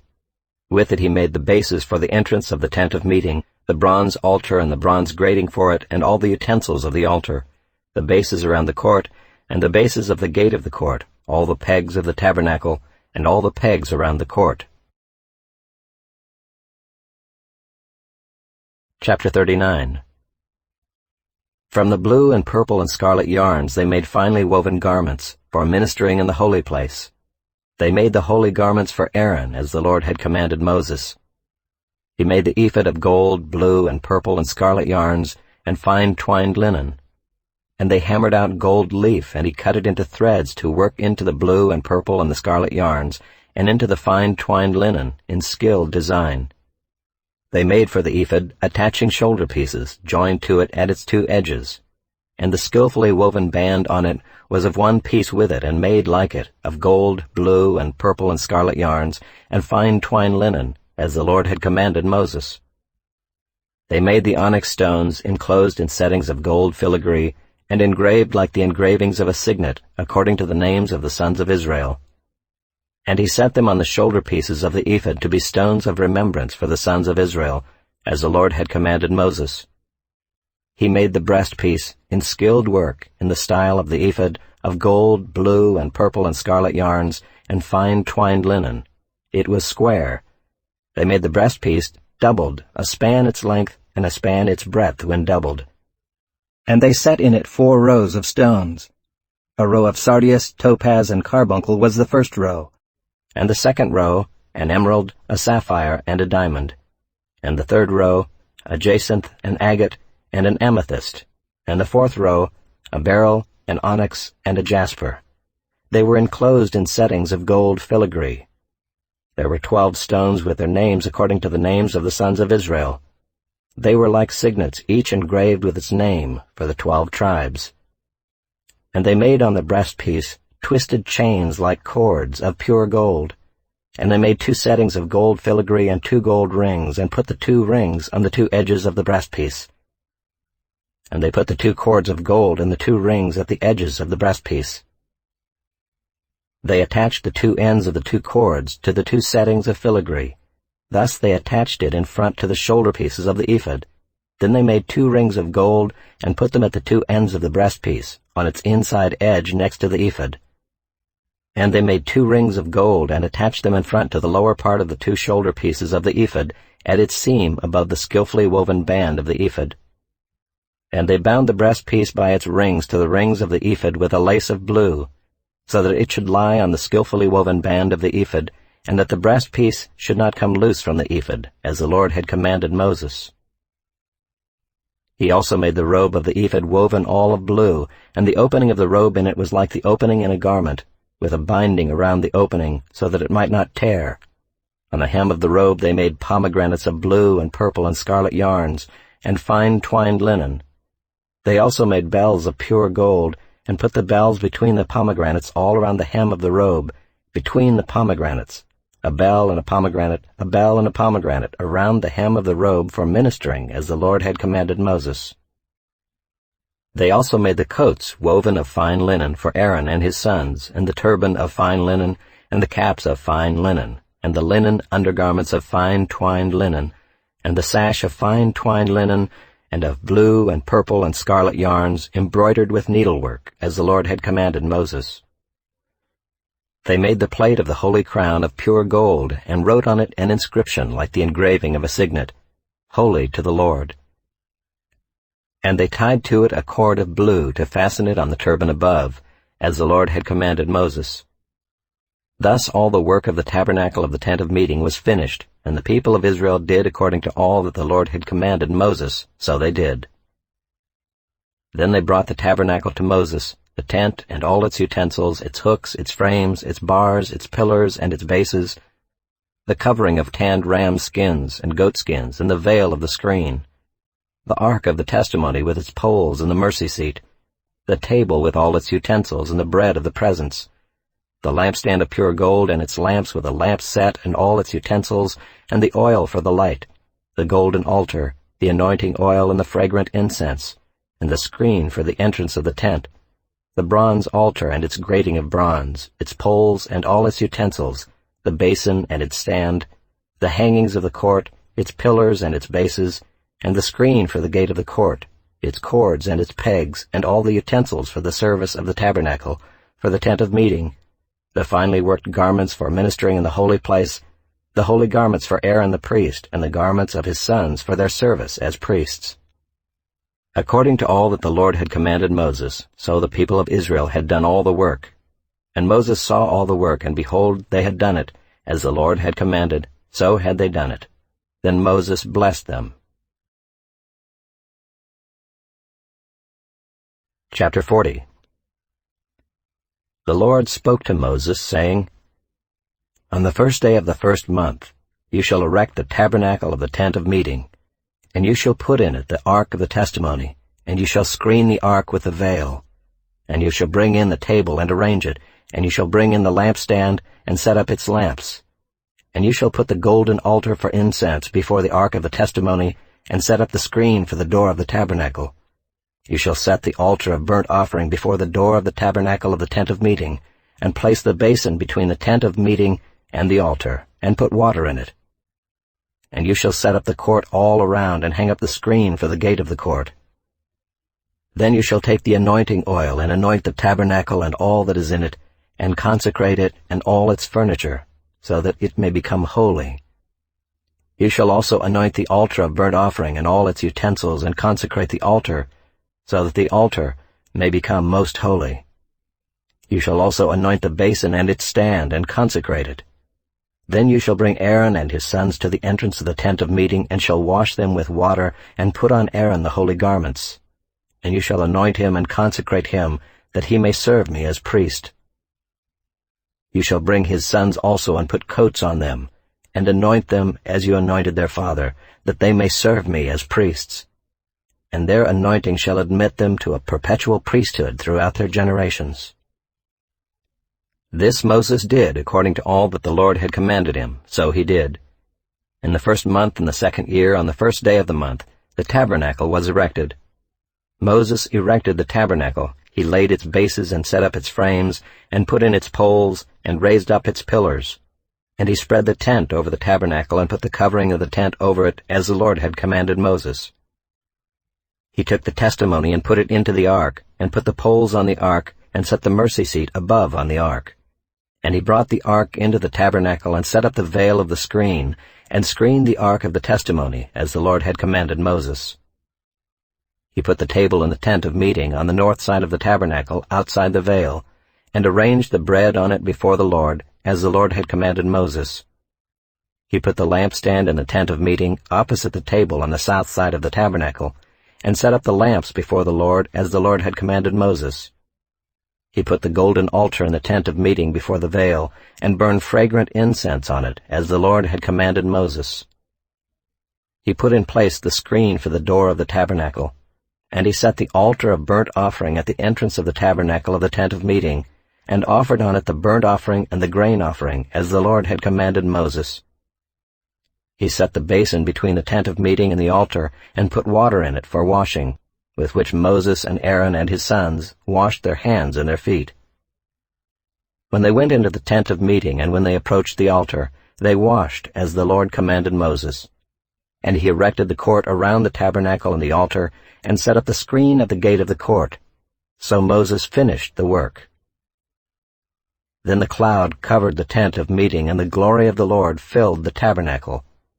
And Moses was not able to enter the tent of meeting, because the cloud settled on it, and the glory of the Lord filled the tabernacle. Throughout all their journeys, whenever the cloud was taken up from over the tabernacle, the people of Israel would set out. But if the cloud was not taken up, then they did not set out till the day that it was taken up. For the cloud of the Lord was on the tabernacle by day, and fire was in it by night, in the sight of all the house of Israel throughout all their journeys.